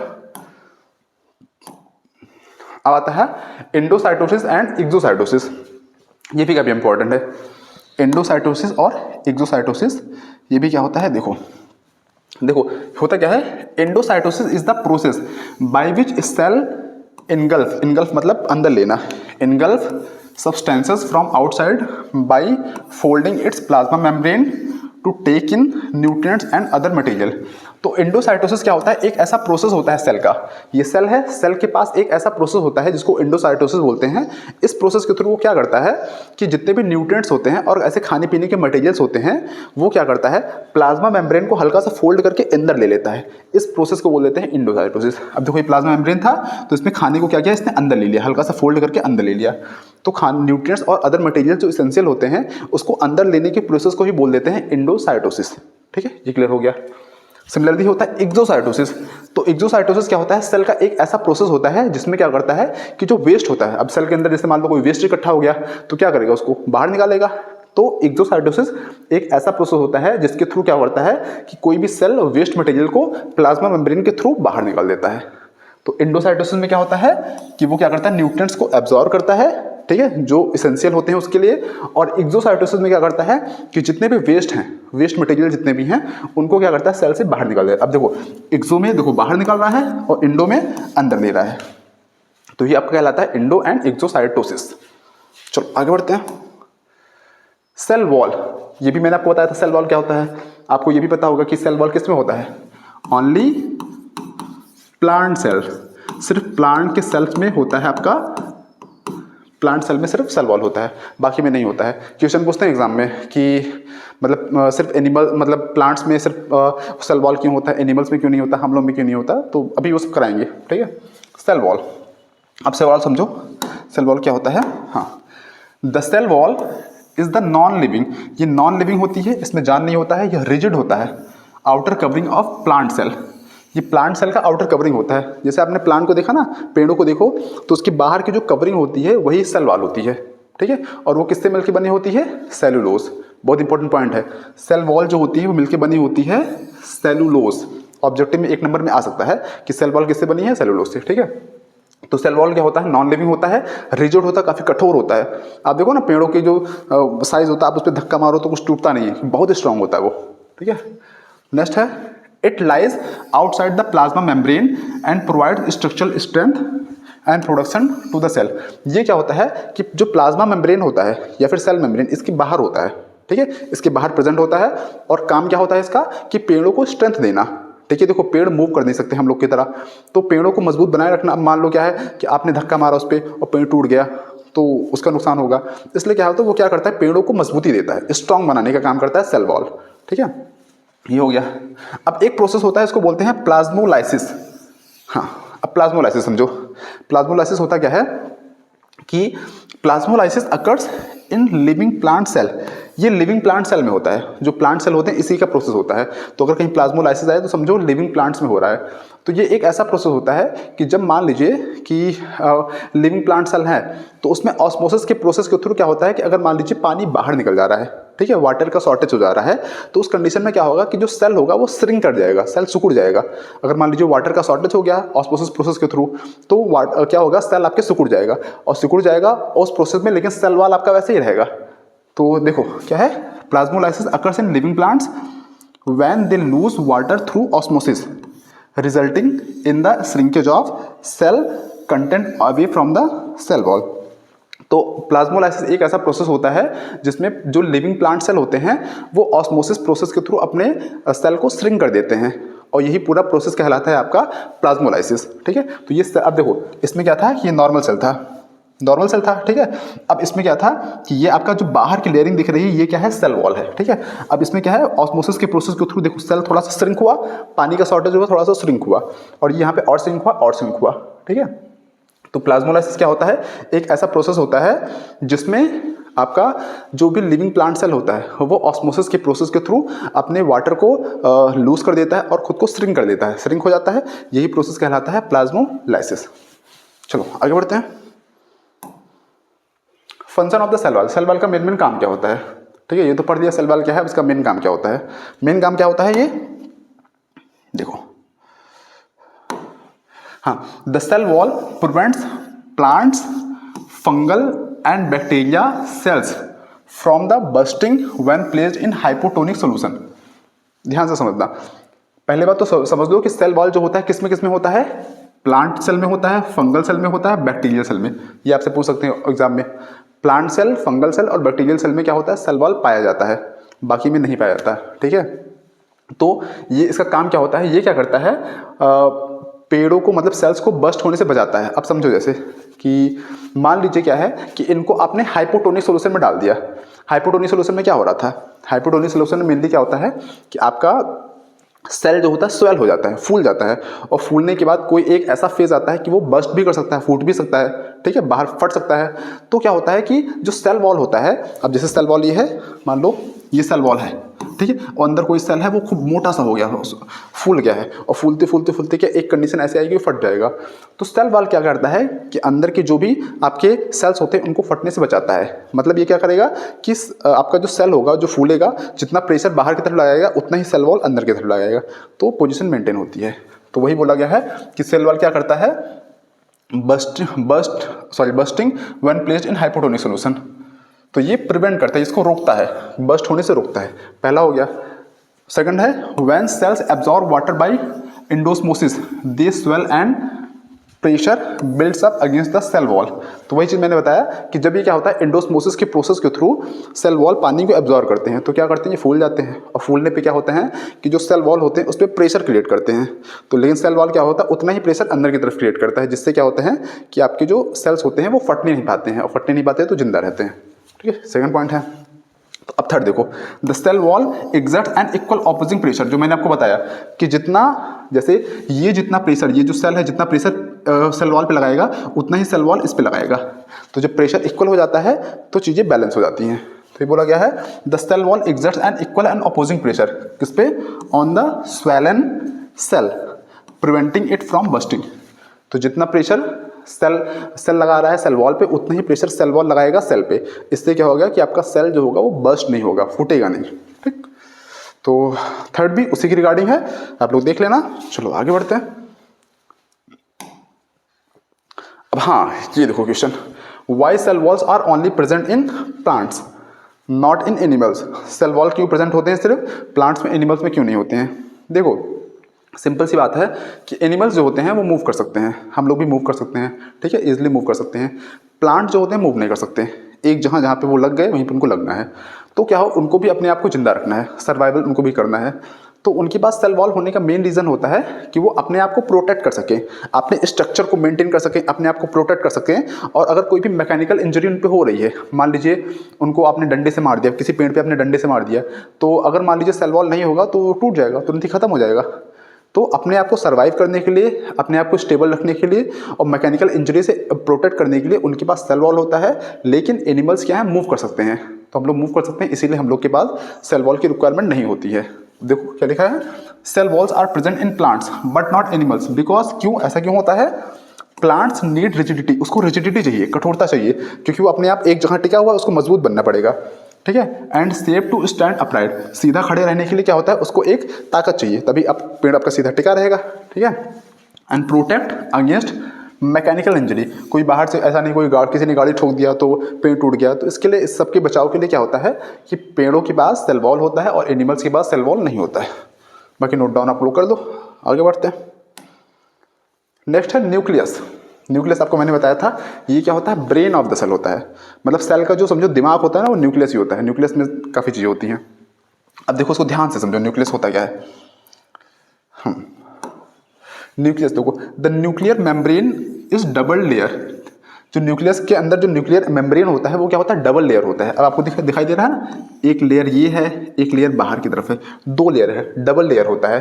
And contains pores for the exchange of material between the nucleus and cytoplasm. अब समझो इसको, अब होता ऐसे है कि पहले बात तो ये समझो कि न्यूक्लियस जो होता है, जो न्यूक्लियर मेम्ब्रेन होता है, जो न्यूक्लियर झिल्ली होती है, ये डबल लेयर होती है, एक अंदर की तरफ एक बाहर की तरफ आपको दिख रही है। और उसके बाद से क्या होता है कि यहाँ पे छोटे छोटे पोर्स होते हैं, ये छोटे छोटे पोर्स जो दिख रहे हैं, छेद आपको दिख रहे हैं ना, ये होते हैं, इनको बोलते हैं न्यूक्लियर पोर। इनका काम क्या होता है कि आपका न्यूक्लियस, ये आपका तो न्यूक्लियस हो गया, न्यूक्लियस और साइटोप्लाज्म के बीच में मटेरियल का एक्सचेंज, कोई भी मटेरियल जैसे है, अब जैसे स्ट्रक्चर ऐसा है ना, ये मान लो है, और बीच में क्या है आपका न्यूक्लियस है, ये सेल है, बीच में न्यूक्लियस है, तो इसमें छोटे छोटे पोर्स, ऐसे छोटे छोटे छेद दिए हुए हैं। और यहाँ और बाकी इधर सब में क्या है, यहाँ पे क्या साइटोप्लाज्म है, फ्लूइड है, जेली लाइक फ्लूइड होता है। तो क्या है कि यहाँ से मटेरियल के एक्सचेंज के लिए, कुछ मटेरियल अंदर गया, फिर कुछ यहाँ से वेस्ट बाहर गया, ठीक है, एक्सचेंज के लिए। तो ही बोला गया है कि एंड कंटेन्स पोर, और कुछ पोर्स होते हैं for the exchange of material, कुछ मटेरियल्स के एक्सचेंज के लिए। किसके बीच में होता है एक्सचेंज, न्यूक्लियस और साइटोप्लाज्म के बीच में एक्सचेंज के लिए दिया गया होता है। चलो नेक्स्ट, अगला है, अब इसमें देखो ध्यान से, कुछ नए नए आपको टर्म्स मिलेंगे। द न्यूक्लियस कंटेन क्रोमोसोम, इसके अंदर क्या होता है, क्रोमोसोम होता है। अब क्रोमोसोम तो आप लोग के लिए नया है, जो 10th में है उनको पता होगा थोड़ा बहुत, अगर उन्होंने पढ़ा है तो, ठीक है, बट मैं आपको भी बता दे रहा हूँ क्रोमोसोम क्या होता है, सारा चीज़ें, ठीक है। तो न्यूक्लियस के अंदर क्या होता है, क्रोमोसोम होता है, जो किससे मिलके बना होता है, made up of DNA and protein, जो डीएनए और प्रोटीन से मिलके बना होता है, ठीक है। Which are visual during cell division, जो सेल डिवीजन के थ्रू विजुअल होता है, and carry genetic information in form of DNA molecules. तो अभी मैं इसको आपको अलग फिगर के थ्रू बता दे रहा हूँ। अब इसको ऐसे समझ लो, जैसे कुछ नए टर्म्स हैं, इसको देखो। मान लेते हैं कि ये मान लेते हैं आपका न्यूक्लियस है, ठीक है। तो हाँ, ये मान लेते हैं न्यूक्लियस है। तो इसमें क्या होता है कि जो डीएनए होते हैं वो ऐसे रैंडमली डिस्ट्रीब्यूटेड होते हैं, ऐसे रैंडमली जो पड़े हैं, जो थ्रेड लाइक स्ट्रक्चर है, इसी को हम लोग बोल देते हैं क्या, डीएनए। ऐसे समझो, यही आपका कहलाता है डीएनए। और जो डीएनए होता है, इसको फुल फॉर्म क्या होता है, deoxy ribonucleic acid, deoxy ribonucleic acid, ठीक है। इसका काम क्या होता है, ये आपकी जेनेटिक इन्फॉर्मेशन को एक पीढ़ी से दूसरी पीढ़ी में ले जाता है। जैसे एज्यूम करो आप घर पे अपने आप को मैच कराओ कि आपका जो हेयर का टेक्सचर होगा, जो बाल की बनावट होगी, वो आपकी फैमिली में किसी ना किसी से मैच करता होगा, मम्मी पापा भाई बहनों में किसी से मैच करता होगा। आपके आइज़ का जो कलर होगा वो किसी ना किसी से मैच करता होगा, ठीक है। आपके चेहरे की बनावट किसी से मैच करती होगी। तो कुल मिला के मतलब ये होता है कि डीएनए क्या करता है, एक पीढ़ी से दूसरी पीढ़ी में जेनेटिक इन्फॉर्मेशन को ले जाता है। मतलब मम्मी या पापा का कुछ जो हेयर टेक्सचर होगा, शरीर का बनावट होगा, आवाज़ होगी, वो एक जनरेशन से दूसरे जनरेशन में ले जाएगा। ये कौन ले जाता है, डीएनए ले जाता है, ठीक है। न्यूक्लियस के अंदर ही क्या होता है, थ्रेड लाइक स्ट्रक्चर होता है, धागे जैसे स्ट्रक्चर होता है, इसी को डीएनए बोलते हैं।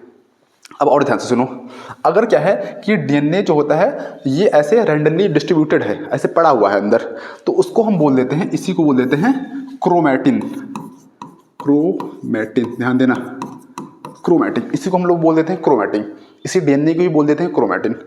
अब अगला स्टेप क्या है, अगर ये डीएनए क्या होता है, इसका सेल डिवीजन होता है। जैसे ही इसका सेल डिवीजन होता है तो ये क्या करता है, एक स्ट्रक्चर बनाता है। सेल डिवीजन जैसे होता है तो ये एक ऐसा स्ट्रक्चर बनाता है, एक ऐसा स्ट्रक्चर बनाता है, और इस स्ट्रक्चर को, इसको हम लोग बोल देते हैं क्या, क्रोमोसोम।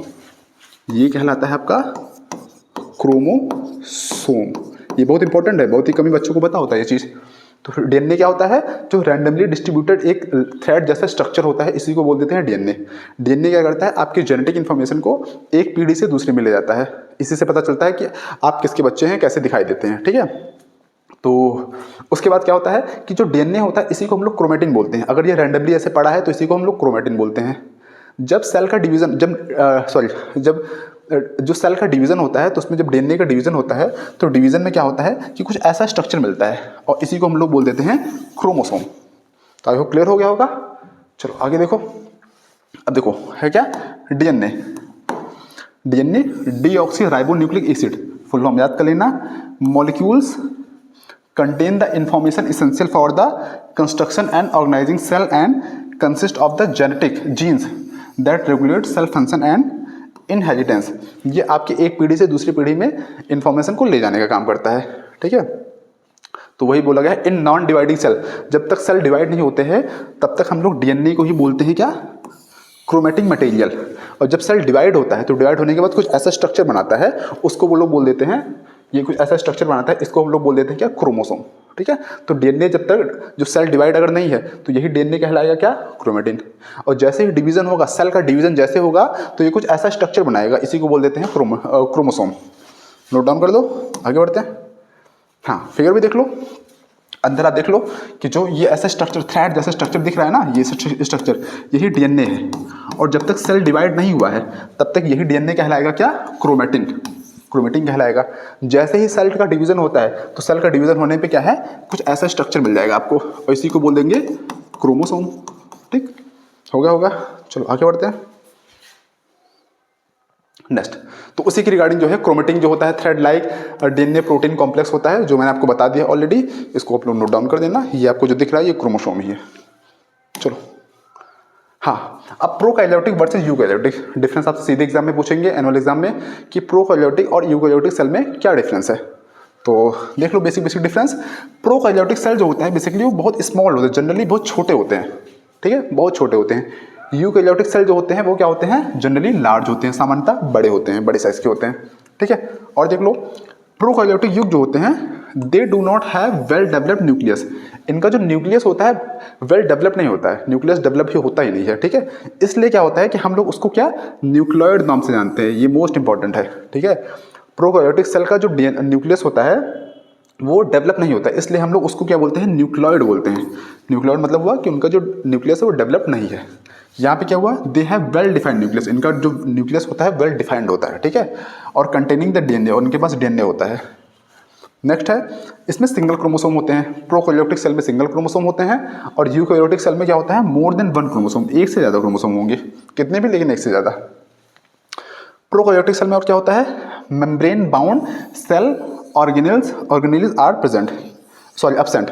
इसमें जो होता है सेल ऑर्गेनेल्स एब्सेंट होते हैं। सेल ऑर्गेनेल्स मतलब जैसे हो गया एंडोप्लाज्मिक रेटिकुलम, माइटोकॉन्ड्रिया, लाइसोसोम, ये सारे एब्सेंट होते हैं, इसमें होते ही नहीं है, ठीक है। और यूकैरियोटिक में क्या होते हैं, सेल ऑर्गेनेली जो होते हैं वो प्रेजेंट होते हैं। सेल ऑर्गेनेलीज का बड़ा इंपॉर्टेंट काम होता है, ठीक है, ये आपके प्रेजेंट होते हैं। नेक्स्ट होता है, इसके एग्जांपल देख लो, जैसे इंक्लूड है बैक्टीरिया हो गया, साइनोबैक्टीरिया हो गया, ये प्रोकैरियोटिक के हो गए, और इसमें एनिमल्स हो गया, प्लांट्स हो गए आपके, ये यूकैरियोटिक हो गए। नोट डाउन कर दो, आगे बढ़ते हैं। साइटोप्लाज्म मैंने आपको बताया था स्टार्टिंग में, याद करो। साइटोप्लाज्म क्या होता है, एक जली लाइक फ्लूइड स्ट्रक्चर होता है, जली लाइक फ्लूइड होता है, फ्लूइड जैसा होगा, जली जैसा दिखता है, इस तरीके होता है, ये आपका साइटोप्लाज्म कहलाता है। अब कैसा होता है, जैसे मान लो मैंने फिगर बनाया, ये मान लो सेल है, सेल के बीच में यहाँ पे ये न्यूक्लियस है, ठीक है। अब न्यूक्लियस के बाद, ठीक है, ये आपका सेल मेम्ब्रेन है या फिर प्लाज्मा मेम्ब्रेन है, और आपका ये न्यूक्लियस है, ठीक है। इसके बाद ये सब जितने भी स्पेस आपको दिख रहे हैं, यहाँ पे जो जेली लाइक फ्लूइड होगा उसी को बोल देते हैं साइटोप्लाज्मा, ठीक है। तो ये आपका कहलाता है साइटोप्लाज्म। यहाँ पे जो भी होगा, जो भी जेली लाइक फ्लूइड होगा वो सबसे आपका साइटोप्लाज्म कहलाएगा, ठीक है। तो इसमें आप ध्यान से देखो, जो हल्का ग्रीन कलर का जितना भी आपको दिख रहा है सब साइटोप्लाज्म है आपका, ठीक है। अब देखो है क्या, the space between the cell membrane and nucleus, ध्यान से देखना कि सेल मेम्ब्रेन और न्यूक्लियस के बीच में जो स्पेस है ये आपका सेल मेम्ब्रेन हो गया, ठीक है, ये और न्यूक्लियस, इनके बीच में ये जितना स्पेस आपको दिख रहा है, मैं कलर चेंज कर दूं, हैंग ऑन, रुको,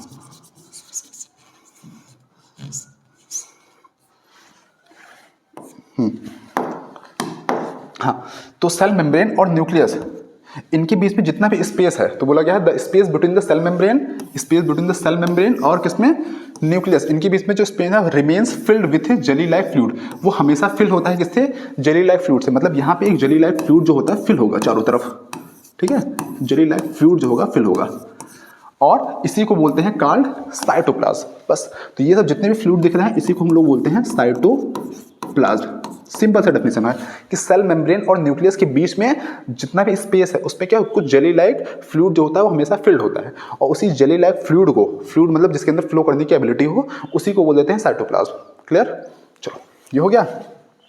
तो अब वही होता है, ये साइट होता है मेटाबॉलिक रिएक्शन का साइट होता है। खैर ये सब देख लेना, लिख लेना, और नेक्स्ट आगे बढ़ते हैं। सेल ऑर्गेनेलीज, ठीक है, ये काफी इंपॉर्टेंट एस्पेक्ट होता है। सेल ऑर्गेनेलीज क्या होता है? अब देखो, सेल ऑर्गेनेलीज होता है basically are specialised structure within the cell that perform specific function necessary for the cell survival, growth and proper functioning. ये सेल के अंदर क्या होता है कि डिफरेंट स्ट्रक्चर होता है। सेल ऑर्गेनेली क्या होता है, सेल के अंदर डिफरेंट स्ट्रक्चर होता है जो क्या करता है, सेल के अंदर डिफरेंट काम को करता है, डिफरेंट फंक्शंस को करता है, जो किसके लिए इंपॉर्टेंट होता है, सेल के सर्वाइवल के लिए इंपॉर्टेंट है, सेल की ग्रोथ के लिए इंपॉर्टेंट है, और साथ में क्या है, प्रॉपर फंक्शनिंग के लिए रिक्वायरमेंट है। तो सेल ऑर्गेनेली, सेल के अंदर कुछ ऐसे स्पेशलाइज्ड स्ट्रक्चर होते हैं जैसे endoplasmic reticulum, mitochondria, lysosome, Golgi body, ये सब कुछ ऐसे स्पेशलाइज्ड स्ट्रक्चर होते हैं जो सेल के अंदर डिफरेंट काम को करते हैं, डिफरेंट फंक्शन को करते हैं। और ये क्यों करते हैं? जिससे सेल सर्वाइव कर सके और सेल ग्रोथ कर सके और अपने आप को रिपेयर कर सके प्रॉपर फंक्शनिंग के लिए, ठीक है। ये सेल ऑर्गेनेली बहुत इंपॉर्टेंट है। तो इसमें देख लो कुछ पॉइंट्स क्या क्या है। सम इंपॉर्टेंट सेल ऑर्गेनेली, जो कुछ इंपॉर्टेंट ऑर्गेनेली है सेल के अंदर क्या है, वो क्या है, एंडोप्लाज्मिक रेटिकुलम, इसको याद कर लेना, बहुत इंपॉर्टेंट है। गोल्गी अपैरेटस, ये हो गया second. Lysosome, mitochondria, plastid and vocals, ठीक है। ये इतनी चीजें हैं, इन्हीं को आपको डिटेल में पढ़ना है, और इन्हीं को पढ़ने के साथ साथ आपका चैप्टर भी खत्म हो जाएगा, ठीक है। तो ये आप नोट डाउन कर दीजिए, आगे बढ़ते हैं। तो हमारा पहला सेल ऑर्गेनेली स्टार्ट होता है एंडोप्लाज्मिक रेटिकुलम, ये हमारा पहला सेल ऑर्गेनेली है। अब देखो होता क्या है, सेल ऑर्गेनेली बेसिकली ये क्या होता है, एक नेटवर्क ऑफ मेम्ब्रेन्स होता है। ये एक नेटवर्क ऑफ मेम्ब्रेन्स होता है। इसका मेन काम क्या होता है, प्रोटीन और लिपिड का सिंथेसिस करना, इसको बनाना। तो ये मेन काम क्या करता है, प्रोटीन एंड लिपिड इसको बनाता है, इसका प्रोडक्शन करने का इसका मेन काम क्या होता है। तो क्या है, the endoplasmic reticulum is a network of membranosus found in the cytoplasm. ये साइटोप्लाज्म के अंदर पाया जाता है, और इसका काम क्या होता है, ये प्रोटीन और लिपिड को बनाता है, इसका मेन काम हुआ। तो देखो क्या है, synthesise of protein and lipid, मतलब सिंथेसाइज मतलब होता है प्रोडक्शन, ये प्रोटीन और लिपिड को बनाता है, इसका मेन काम यह हुआ। अब देखो एंडोप्लाज्मिक रेटिकुलम जो होता है उसको हम लोग दो पार्ट में बांटते हैं। अब इसमें ध्यान से देखो, ये फिगर क्या है, एंडोप्लाज्मिक रेटिकुलम का है। अब क्या होता है ना कि राइबोसोम्स की वजह से क्या है, इसको हम लोग दो पार्ट में बांटते हैं। अगर जिसके ऊपर राइबोसोम प्रेजेंट होता है उसको हम लोग बोल देते हैं रफ एंडोप्लाज्मिक रेटिकुलम, और जिस पे प्रेजेंट नहीं होता है इसको बोलते हैं स्मूथ। अब ध्यान से देखो, ये आपको राइबोसोम दिख रहा है, अब ये इस स्ट्रक्चर पे प्रेजेंट है, तो जहां पे राइबोसोम प्रेजेंट होगा उसको बोल देते हैं रफ एंडोप्लाज्मिक रेटिकुलम, और जहां पे प्रेजेंट नहीं होता है उसको बोल देते हैं इस पोर्शन को स्मूथ एंडोप्लाज्मिक रेटिकुलम। देखो, on the basis of the presence of ribosome, ribosomes के प्रेजेंट होने की बेसिस पे हम लोग एंडोप्लाज्मिक रेटिकुलम को दो बेसिस में बांटते हैं। पहले को बोल देते हैं रफ एंडोप्लाज्मिक रेटिकुलम, और दूसरे को बोल देते हैं स्मूथ एंडोप्लाज्मिक रेटिकुलम, ठीक है। अब राइबोसोम क्या है, क्या काम है, अभी आने सीख जाओगे। तो इसका एंडोप्लाज्मिक रेटिकुलम का मेन काम क्या हुआ, ये क्या करता है, प्रोटीन का सिंथेसिस करता है, प्रोटीन और लिपिड को बनाता है, मेन काम इसका ये हो गया, ठीक है। तो सबका अलग है, जैसे रफ एंडोप्लाज्मिक क्या है, ये प्रोटीन को बनाएगा, ठीक है, और आपका स्मूथ जो है वो लिपिड को बनाएगा, सबका काम अलग अलग है। अब क्या है, इन दोनों का अंतर भी पूछ सकते हैं एग्जाम में कि डिफरेंस क्या है रफ और स्मूथ में। तो देखो, रफ एंडोप्लाज्मिक रेटिकुलम ये क्या होता है, इट्स सरफेस इज रफ, इसका सरफेस जो रफ होता है, क्यों, due to presence of ribosome, क्योंकि इसके सरफेस पे राइबोसोम प्रेजेंट होते हैं, आपने फिगर में देखा। और स्मूथ में क्या होता है, इसका जो राइबोसोम इसमें प्रेजेंट नहीं होते हैं, इसलिए इसका सरफेस जो होता है स्मूथ होता है, ठीक है। बस इसका मेन काम क्या होता है, its main function is synthesise of protein, इसका मेन काम क्या होता है, प्रोटीन को बनाना। इसका मेन काम क्या होता है, लिपिड को बनाना, ये लिपिड को बनाता है, ठीक है। नेक्स्ट होता है, it does not synthesise enzyme और हार्मोन्स, ये एंजाइम और हार्मोन्स को नहीं बनाता है। रफ एंडोप्लाज्मिक और स्मूथ जो होता है ये एंजाइम और हार्मोन्स को भी बनाता है, ऑब्जेक्टिव के लिए इंपॉर्टेंट है। ठीक है, नेक्स्ट होता है नो डिटॉक्सिफिकेशन कैपेबिलिटीज। ये क्या है, ये सेल्स को डिटॉक्सिफाई नहीं कर सकता है, इसके अंदर ये कैपेसिटी नहीं होती है। और स्मूथ एंडोप्लाज्मिक रेटिकुलम क्या करता है, ये जो लीवर सेल्स होते हैं इनको क्या करता है, डिटॉक्सिफाई कर देता है। ठीक है, मतलब हार्मफुल वेस्ट जो होता है उसको खत्म कर देता है। तो ये दोनों में डिफरेंस है, एग्जाम में आ सकता है। Next, Golgi apparatus. ठीक है, अब देखो एंडोप्लाज्मिक रेटिकुलम ने क्या किया था, प्रोटीन को बनाया था। ठीक है, प्रोटीन को बनाया था। गोल्गी अपैरेटस क्या करेगा, ये प्रोटीन को पैक करेगा और ट्रांसपोर्ट करेगा। सिंपल है। एंडोप्लाज्मिक रेटिकुलम ने क्या, प्रोटीन को बनाया और गोल्गी अपैरेटस उस प्रोटीन को पैक करेगा, पैकेजिंग करेगा और उसको एक जगह से दूसरे जगह पहुंचाएगा जहां रिक्वायरमेंट है। सिंपल है। देखो ये जो ऑर्गेनल है, ऑर्गेनली है, ये क्या है, first described by Camillo Golgi. तो कैमिलो गोल्गी ने क्या है, इसका डिस्कवर किया और इन्हीं के सम्मान के लिए इसका नाम हम लोगों ने कर दिया गोल्गी बॉडी या फिर गोल्गी अपैरेटस। तो इसका नाम हो गया आपका गोल्गी बॉडी या फिर गोल्गी अपैरेटस, इन्हीं के सम्मान के लिए। अब ये होता कैसे है ना कि ये एक मेम्ब्रेनियस बाउल जैसा स्ट्रक्चर होता है जिसमें जो सीड्स होती हैं ये एक दूसरे के पैरेलल होती हैं। ये देखो आप दिख रहा है ना, ये सीड ये सब एक दूसरे के पैरेलल हैं। ये कुछ ऐसा इसका स्ट्रक्चर होता है। तो Golgi apparatus is made up of membranous bowl like vesicles. तो इसके जैसे स्ट्रक्चर्स होते हैं और ये क्या होते हैं, जो वेसिकल्स होते हैं, ये जो वेसिकल्स आपको दिख रहे हैं ये क्या होते हैं, एक दूसरे के पैरेलल, एक दूसरे के ऊपर से बने होते हैं। ठीक है, इनका काम क्या होता है, it facilitates packaging and transportation of protein. Endoplasmic ने प्रोटीन बनाया, गोल्गी बॉडी या फिर गोल्गी अपैरेटस क्या करेगा, प्रोटीन को पैक करेगा, एक जगह से दूसरे जगह पहुंचाएगा। ये इसका काम हो गया, सिंपल है। अब साथ में एक चीज ये भी ध्यान रखना कि जो गोल्गी अपैरेटस होता है ये क्या करता है, लाइजोसोम को बनाने में भूमिका निभाता है। लाइजोसोम को कौन बनाता है, गोल्गी अपैरेटस या फिर गोल्गी बॉडी। ये पूछ सकते एग्जाम में कि लाइजोसोम कौन बनाता है। देखो लास्ट पॉइंट देख लो, उसमें होता क्या है कि स्पेशल कंडीशंस में क्या होता है कि जो गोल्गी अपैरेटस होता है वो एक काम ये भी करता है कि जो आपका सिंपल शुगर होता है उसको कॉम्प्लेक्स शुगर में कन्वर्ट करने की कैपेबिलिटी होती है।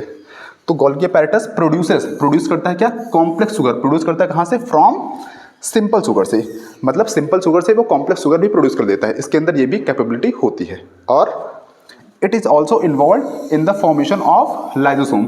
ये लाइजोसोम के फॉर्मेशन में भी भूमिका निभाता है। मतलब लाइजोसोम का प्रोडक्शन किससे होता है, गोल्गी अपैरेटस से होता है। तो लाइजोसोम क्या होता है, अगला टॉपिक वही है। देखो लाइजोसोम, तो बेसिकली लाइजोसोम का काम क्या होता है। अब देखो एंडोप्लाज्मिक रेटिकुलम ने क्या किया, अपना प्रोटीन बनाया। गोल्गी अपैरेटस ने क्या किया, प्रोटीन को पैक किया और एक जगह से दूसरे जगह पहुंचाया। लेकिन जब प्रोडक्शन होता है किसी चीज़ का, प्रोटीन बनता है, तो उसमें कुछ वेस्ट भी पैदा हो जाता है।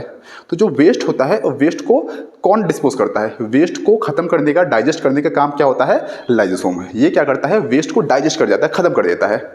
मतलब ये क्या है, lysosomes are membranous bound small organelle that form the waste disposal system of the cell. ये सेल का वेस्ट डिस्पोजल सिस्टम होता है। इसका काम क्या होता है कि जितने भी फॉरेन बैक्टीरियाज होते हैं, हार्मफुल मटेरियल्स होते हैं, इन सबको क्या कर डाइजेस्ट कर जाता है। कैसे करता है, दरअसल होता क्या है कि इसके पास एक पावरफुल एंजाइम होता है। उस पावरफुल एंजाइम के थ्रू क्या करता है कि जितने भी वेस्ट मटेरियल होते हैं इन सभी को डाइजेस्ट कर जाता है, खत्म कर देता है, जो भी सेल के लिए रिक्वायरमेंट नहीं होते हैं। तो देखो लाइजोसोम्स क्या करता है, keep the cell clean. Cell को क्या करता है, क्लीन करता है। कैसे करता है, by digesting worn out organelle. जो पुराने ऑर्गेनली होते हैं, जो काम के नहीं होते, उनको डाइजेस्ट कर जाता है। ठीक है, और क्या करता है, एंड हार्मफुल फॉरेन मटेरियल। और जो हार्मफुल फॉरेन मटेरियल होते हैं जैसे बैक्टीरियाज हो गए, वायरसेस हो गए, फूड मटेरियल हो गए, इन सबको क्या है, डाइजेस्ट कर जाता है। दूसरा काम ये, मतलब ये वेस्ट को कंज्यूम कर देता है। और हाँ, एक इंपॉर्टेंट लाइन क्या है, lysosome is called suicidal bag. इसको हम लोग सुसाइडल बैग भी बोलते हैं। ये इंपॉर्टेंट है, ये एग्जाम में पूछते हैं कि लाइजोसोम को हम लोग सुसाइडल बैग क्यों बोलते हैं। होता क्या है ना, कभी कभी अगर मान लीजिए सेल्स में कोई फॉल्ट आता है, जैसे सेल अगर कोई डैमेज है, तो अगर कोई सेल डैमेज होता है तो क्या करता है लाइजोसोम, ये अपने ही सेल को डाइजेस्ट कर जाता है, अपने ही सेल को खत्म कर देता है। इसीलिए हम लोग उसको सुसाइडल बैग बोलते हैं ऑफ द सेल। तो lysosome is called suicidal bag of cell because it contains digestive enzyme. इसके पास एक डाइजेस्टिव एंजाइम होता है that can destroy its own cell when the cell is damaged और डेड। जब भी कोई सेल डैमेज होता है या डेड होता है तो क्या करता है कि अपने ही सेल को डाइजेस्ट कर जाता है, खत्म कर देता है। क्यों, क्योंकि इसके पास एक पावरफुल एंजाइम होता है उसके थ्रू। तो आई थिंक लाइजोसोम भी क्लियर हो गया होगा। चलो आगे बढ़ते हैं। नेक्स्ट आपका माइटोकॉन्ड्रिया। ये सब लोग जानते हैं माइटोकॉन्ड्रिया होता है। ये बेसिकली क्या होता है, power house of the cell होता है। जो एनर्जी आपको आपके अंदर है, मेरे अंदर है, जैसे मैं पढ़ा रहा हूँ, जो एनर्जी आ रही है वो कहाँ जा रही है, माइटोकॉन्ड्रिया से आ रही है। अब देखो होता क्या है, mitochondria is called the power house of the cell, बहुत इंपॉर्टेंट है, ठीक है। माइटोकॉन्ड्रिया को हम लोग power house of the cell बोलते हैं, सेल का पावर हाउस, मेन एनर्जी इसी के पास होती है। ये क्या करता है, बिकॉज इट प्रोड्यूसेस एनर्जी, ये एनर्जी प्रोड्यूस करता है in the form of ATP. ATP मतलब एडेनोसिन ट्राइफॉस्फेट, इसके फॉर्म में एनर्जी प्रोड्यूस करता है। और इसी एनर्जी का यूज़ हम लोग करते हैं सेलुलर एक्टिविटीज़ में, मैकेनिकल वर्क में, हर चीज़ में इसी एनर्जी का यूज़ होता है। मतलब आपके बॉडी में जो एनर्जी है वो किस फॉर्म में है, एटीपी के फॉर्म में है। और वो कौन कर रहा है, ये माइटोकॉन्ड्रिया कर रहा है। अब सोचो ये छोटा सा कितना इंपॉर्टेंट है आपके लिए, इसी की वजह से आपके पास जो एनर्जी है इसी की वजह से है, ठीक है। और during cellular respiration which is used for various cellular activities and mechanical work, जो हम लोग मैकेनिकल वर्क करते हैं वो इसी की हेल्प से करते हैं, इसी एनर्जी की हेल्प से। अब देखो इस माइटोकॉन्ड्रिया में होता क्या है, डबल मेम्ब्रेन होता है। एक आपका बाहर का मेम्ब्रेन जो दिख रहा है, ऊपर का मेम्ब्रेन ये हो गया, ठीक है। ये क्या होता है, स्मूथ होता है और प्रोटेक्टिव होता है, ये बाहरी चीज़ों से इसको बचाता है। और सेकंड होता है इनर मेम्ब्रेन, जो फॉर्म करता है क्या, cristae and helps in ATP generation.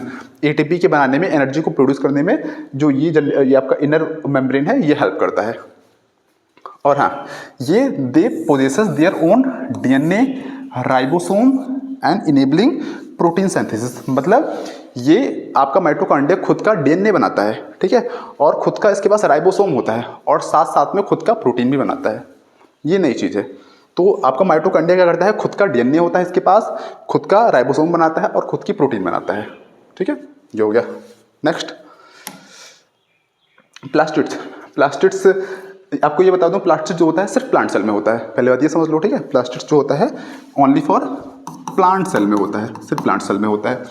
और ये बेसिकली 3 टाइप के होते हैं, तो पहले समझ लो, plastids are found only in plant cell, सिर्फ प्लांट सेल में पाया जाता है। ये 3 टाइप के होते हैं, जैसे पहला क्लोरोप्लास्ट, क्रोमोप्लास्ट एंड ल्यूकोप्लास्ट, ठीक है। 3 टाइप के होते हैं। तो पहले क्लोरोप्लास्ट को समझते हैं। आपका जो क्लोरोप्लास्ट होता है वो ग्रीन प्लास्टिड होते हैं, मतलब जैसे जो पत्तियां होती हैं उनका कलर हरा होता है, तो वो क्यों होता है, क्लोरोप्लास्ट की वजह से होता है। क्लोरोप्लास्ट मेन रीजन होता है क्योंकि उसके अंदर क्या होता है, ग्रीन पिगमेंट होता है, तो उसकी वजह से जो पत्तियां होती हैं वो ग्रीन होती हैं, पहला हो गया। सेकंड होता है क्रोमोप्लास्ट। क्रोमोप्लास्ट का मेन काम क्या होता है, जैसे आपके फ्रूट्स हो गए, कुछ वेजिटेबल्स हो गए, उनका कलर आप देखते होंगे रेड कलर का होता है, ऑरेंज कलर का होता है, ठीक है। तो ये सब जो डिफरेंट कलर्स के होते हैं, ये किसकी वजह से होते हैं, ये क्रोमोप्लास्ट की वजह से होते हैं। तो क्रोमोप्लास्ट क्या होता है, कलर्ड प्लास्टिड होता है। एक कलर्ड प्लास्टिड होता है दैट प्रोवाइड, ये प्रोवाइड करता है क्या, रेड, येलो, ऑरेंज, ये सब कलर प्रोवाइड करता है किसको, फलों को, फूलों को। इन सब की वजह से क्या होता है, आपके फल और फूल रेड, येलो, ऑरेंज कलर में होते हैं, ठीक है। Pigment to flower and fruits, ये होता है। लास्ट आपका आता है ल्यूकोप्लास्ट। ल्यूकोप्लास्ट क्या होता है, कलरलेस प्लास्टिड होता है, इसका कोई कलर नहीं होता है, ठीक है। इसका मेन काम क्या होता है कि ये स्टार्च और प्रोटीन को क्या करता है, स्टोर करने का काम करता है प्लांट में। तो दैट स्टोर, ये स्टोर करता है किसको, स्टार्च को, प्रोटीन या फिर ऑयल को प्लांट सेल में स्टोर करता है। तो पहला आपका आता है क्लोरोप्लास्ट। क्लोरोप्लास्ट जो होता है वो ग्रीन प्लास्टिड होता है, इसकी वजह से जो पेड़ की पत्तियां होती हैं और बाकी चीज़ें जो होती हैं वो ग्रीन कलर की होती हैं। सेकंड आता है क्रोमोप्लास्ट। इसकी वजह से क्या होता है कि जो आपके वेजिटेबल फ्रूट्स होते हैं और फ्लावर्स होते हैं, इनका colour red, orange, yellow type में होता है। और आपका ल्यूकोप्लास्ट ये कलरलेस होता है, इसका काम क्या होता है कि ये स्टोर करता है स्टार्च और आपके प्रोटीन वगैरह को। नेक्स्ट वैक्यूल्स, ये समझो। अब वैक्यूल्स क्या करता है, इसको ध्यान से देखो। पहले बात तो ऐसा समझो कि वैक्यूल्स जो होता है कि ये प्लांट सेल है, ये एनिमल सेल है। वैक्यूल जो होता है आमतौर पे जो प्लांट सेल होता है उसमें बड़ा होता है, मतलब उसका परसेंटेज जो होता है वो 50 to 90% तक होता है। मतलब अगर एक सेल है तो एक सेल का 50 to 90% सिर्फ वैक्यूल ही होगा। और एनिमल सेल में क्या होता है, या तो बहुत छोटा होता है या तो फिर क्या होता है, लगभग नहीं होता है। अब देखो यहाँ पे वैक्यूल कितना बड़ा है, इतना बड़ा है, और एनिमल सेल में क्या है, इतना छोटा है, ठीक है। तो एनिमल सेल में या तो वैक्यूल नहीं होगा या तो होगा तो बहुत छोटा होगा, और प्लांट सेल में काफ़ी बड़ा होगा। अब देखो इसका काम क्या होता है कि vacuole are storage sacs for solid and liquid substances. अब क्या होता है कि जब किसी चीज़ की प्रोडक्शन हो रही होती है, जैसे मान लीजिए प्रोडक्शन हो रहा है, तो प्रोडक्शन में अगर मान लीजिए किसी चीज़ की क्वांटिटी ज़्यादा हो गई, अमीनो एसिड हो गया, शुगर हो गया, एक्सेस वाटर हो गया, तो ये सब वैक्यूल क्या करता है, इन सबको स्टोर कर देता है। तो इनका काम मेन क्या होता है कि एक्सेस क्वांटिटी में अगर कोई चीज़ है तो उसको स्टोर कर देना, बस। तो देखो इन सम प्लांट्स, कुछ प्लांट्स में होता है द सेंट्रल वैक्यूल्स में occupy 50 to 90% of the cell volume. जो टोटल सेल होता है उस सेल का 50 to 90% कभी कभी ये अकेले ही ले लेते हैं, इतने बड़े साइज के होते हैं, ठीक है। और vacuoles are very small and और absent in animal cells. Animal cell में या तो ये बहुत छोटे होंगे या फिर absent होंगे। नेक्स्ट है आपका, अब ये करते क्या है, अब ध्यान से देखो, they store amino acid, sugar, organic acid and some proteins and excess water. ये क्या करते हैं, अमीनो एसिड को हो गया, वाटर हो गया और प्रोटीन्स हो गया, इनको क्या होता है स्टोर करने का काम करते हैं। अगर एक्सेस क्वांटिटी में हो गया तो इनको स्टोर कर देते हैं, मेन काम यही होता है। नोट डाउन कर दो, आगे बढ़ते हैं। नेक्स्ट आपका आता है राइबोसोम। राइबोसोम बेसिकली क्या होता है, इसको हम लोग प्रोटीन फैक्ट्री भी बोलते हैं। प्रोटीन फैक्ट्री, अगर आपसे कोई पूछे राइबोसोम्स के बारे में तो इसको हम प्रोटीन फैक्ट्री बोलते हैं। क्यों बोलते हैं, क्योंकि होता क्या है कि जब प्रोटीन का निर्माण हो रहा होता है, सिंथेसिस ऑफ प्रोटीन, तो इसमें क्या करता है राइबोसोम, उसकी हेल्प करता है, खुद नहीं करता, उसमें हेल्प करता है। तो देखो ये बेसिकली क्या होता है कि बहुत छोटा होता है। Ribosomes are small dense spherical organelles होता है, फाउंड इन ऑल सेल्स। ये सभी में पाया जाता है, ये प्लांट में भी पाते हैं, एनिमल सेल, दोनों सेल में पाया जाता है। होता क्या है कि they are known as the protein factory, इसको प्रोटीन फैक्ट्री बोलते हैं ऑफ द सेल। क्यों, because they help in the protein synthesis. ये प्रोटीन के बनाने में हेल्प करता है, जब प्रोटीन बनता है तो उसमें राइबोसोम हेल्प करता है, ठीक है। और उसके बाद क्या है इसमें, ये एक पॉइंट ये देख लीजिए, ribosomes are made up of RNA and proteins. ये जो होता है राइबोसोम आरएनए और प्रोटीन से मिलकर बना है, ये इंपॉर्टेंट लाइन है, इसको समझ लो कि आरएनए और प्रोटीन से मिलकर बनता है राइबोसोम। और ये क्या है, प्रेजेंट होता है एनिमल और प्लांट दोनों सेलों में प्रेजेंट होता है, ठीक है। नोट डाउन कर दीजिए उसको, आगे बढ़ते हैं। सेंट्रोइल, सेंट्रोइल्स पढ़ दो, ये भी काफी इंपॉर्टेंट है, कभी कभी एग्जाम में पूछते हैं, इसको भी पूछते हैं। सेंट्रोइल्स होता क्या है, देखो सेंट्रोइल्स क्या होता है, एक स्मॉल हॉलो सिलिंड्रिकल स्ट्रक्चर होता है near the nucleus in the animal cell.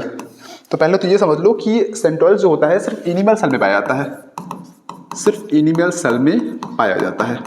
ये क्या होता है, न्यूक्लियस के पास एक छोटा सा स्ट्रक्चर होता है। ये आप न्यूक्लियस देख रहे हैं, न्यूक्लियस के पास में ये जो स्ट्रक्चर दिख रहा है, ये स्ट्रक्चर ये आपका क्या है, सेंट्रोइल्स है। इसका मेन काम क्या होता है कि दे help in the formation of spindle fibre. ये स्पिंडल फाइबर को बनाता है।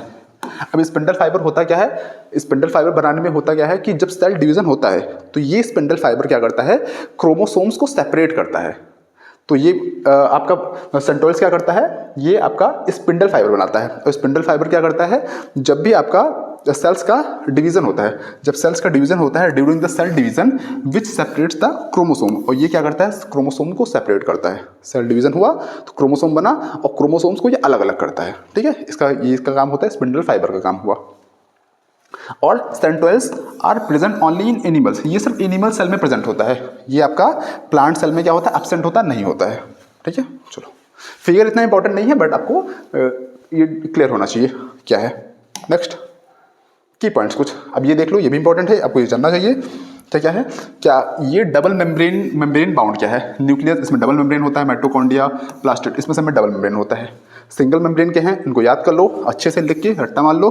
और आपका मेम्ब्रेन लेस, इसमें मेम्ब्रेन नहीं होता है, राइबोसोम, सेंट्रोसोम, ये सब याद कर डालो, ठीक है। इसको नोट डाउन कर लो, की पॉइंट्स हैं। अब जो मैंने आपको अभी तक समझाया उसको क्या है, एक बार फिगर के थ्रू देख लेते हैं। जैसे देखो कि सेल ऑर्गेनली क्या काम करती है क्या नहीं, इसके थ्रू देख लो ऊपर। देखो ध्यान से, ये आपका एनिमल सेल है। अब एनिमल सेल में क्या है कि सबसे पहले आपको जो मैंने बताया था, ये स्ट्रक्चर जो आप देख रहे हो, ये स्ट्रक्चर जो मैंने कवर किया है, ये क्या है, आपका एंडोप्लाज्मिक रेटिकुलम है। ये क्या करता है, प्रोटीन एंड लिपिड को प्रोडक्शन करता है। इनको बनाया तो सबसे पहले क्या हुआ, आप ध्यान से देखो सेल का स्ट्रक्चर, इसमें क्या है, आपको ऑर्गेनली की बात कर रहे हैं सिर्फ। ये इसने क्या किया, एंडोप्लाज्मिक रेटिकुलम ने प्रोटीन और लिपिड बनाया। बनाने के बाद क्या है, गोल्गी अपैरेटस ने क्या किया, प्रोटीन का पैक किया और ट्रांसपोर्ट कर दिया, ठीक है। तो इसका दूसरा काम क्या हुआ, गोल्गी अपैरेटस का, प्रोटीन का पैकेजिंग और ट्रांसपोर्ट किया, ठीक। उसके बाद से क्या हुआ, थर्ड आपको देखते हैं, आपका आता है लाइजोसोम। लाइजोसोम ने क्या किया कि जो वेस्ट होता है उसको डाइजेस्ट कर दिया, जितनी भी फालतू की चीजें हैं उसको उसने क्या किया, डाइजेस्ट कर दिया, ठीक है। तीसरा हो गया। अब आपका आता है कि माइटोकॉन्ड्रिया। माइटोकॉन्ड्रिया क्या करता है, एनर्जी को प्रोड्यूस करता है एटीपी के फॉर्म में, और इसी एनर्जी से आप मैकेनिकल वर्क करते हैं, कोई भी काम करते हैं, ठीक है। ये सब के सब क्या है, ये सब के सब आपके क्या होते हैं, ऑर्गेनली होते हैं, सेल ऑर्गेनली, ठीक है। मतलब ये छोटी छोटी एक्टिविटीज करते हैं। सेल को चलाने के लिए। और उसके बाद से आपका आता है राइबोसोम, ये होता है प्रोटीन फैक्ट्री। ये क्या करता है, प्रोटीन फैक्ट्री इसको बोलते हैं, ये हेल्प होता है प्रोटीन के निर्माण में हेल्प करता है। ठीक है, ये हो गया। और उसके साथ साथ में क्या है, एक टर्म आपका आता है वैक्यूल। तो वैक्यूल देखो, ये जो स्ट्रक्चर जो दिख रहा है पूरा अंदर, ये वैक्यूल है। ये क्या करता है, स्टोर करता है अमीनो एसिड हो गया, प्रोटीन हो गया, शुगर, एक्सेस वाटर, इन सभी को स्टोर करता है। तो ये सब बेसिक काम थे जो मैंने आपको सेल ऑर्गेनेल के बता दिए। ठीक है, चलो आगे बढ़ते हैं।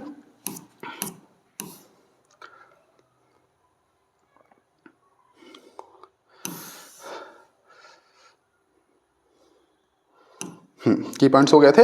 नेक्स्ट, ये कुछ एक चार्ट है, चार्ट आप बना लेना। इसमें क्या है, आपको प्लांट सेल एनिमल्स के बीच में कंपैरिजन है। इसमें आप जान जाओगे क्या चीज़ें हैं, क्या है क्या नहीं है। जैसे सेल वॉल प्लांट सेल में होता है, एनिमल सेल में नहीं होता, एब्सेंट होता है। तो ऐसे ऐसे कुछ डाटा है जो मैंने एक शॉर्ट फॉर्म में बना रखा है, इसको आप नोट डाउन कर देना और इसी के थ्रू एक बार रिवाइज कर दिया करना क्या क्या चीज़ें हैं क्या नहीं है। चलो आगे बढ़ते हैं। सेल डिवीजन, ये लास्ट टॉपिक है। ठीक है, एकदम टेंशन फ्री रहो, बस 5 मिनट और लगना है।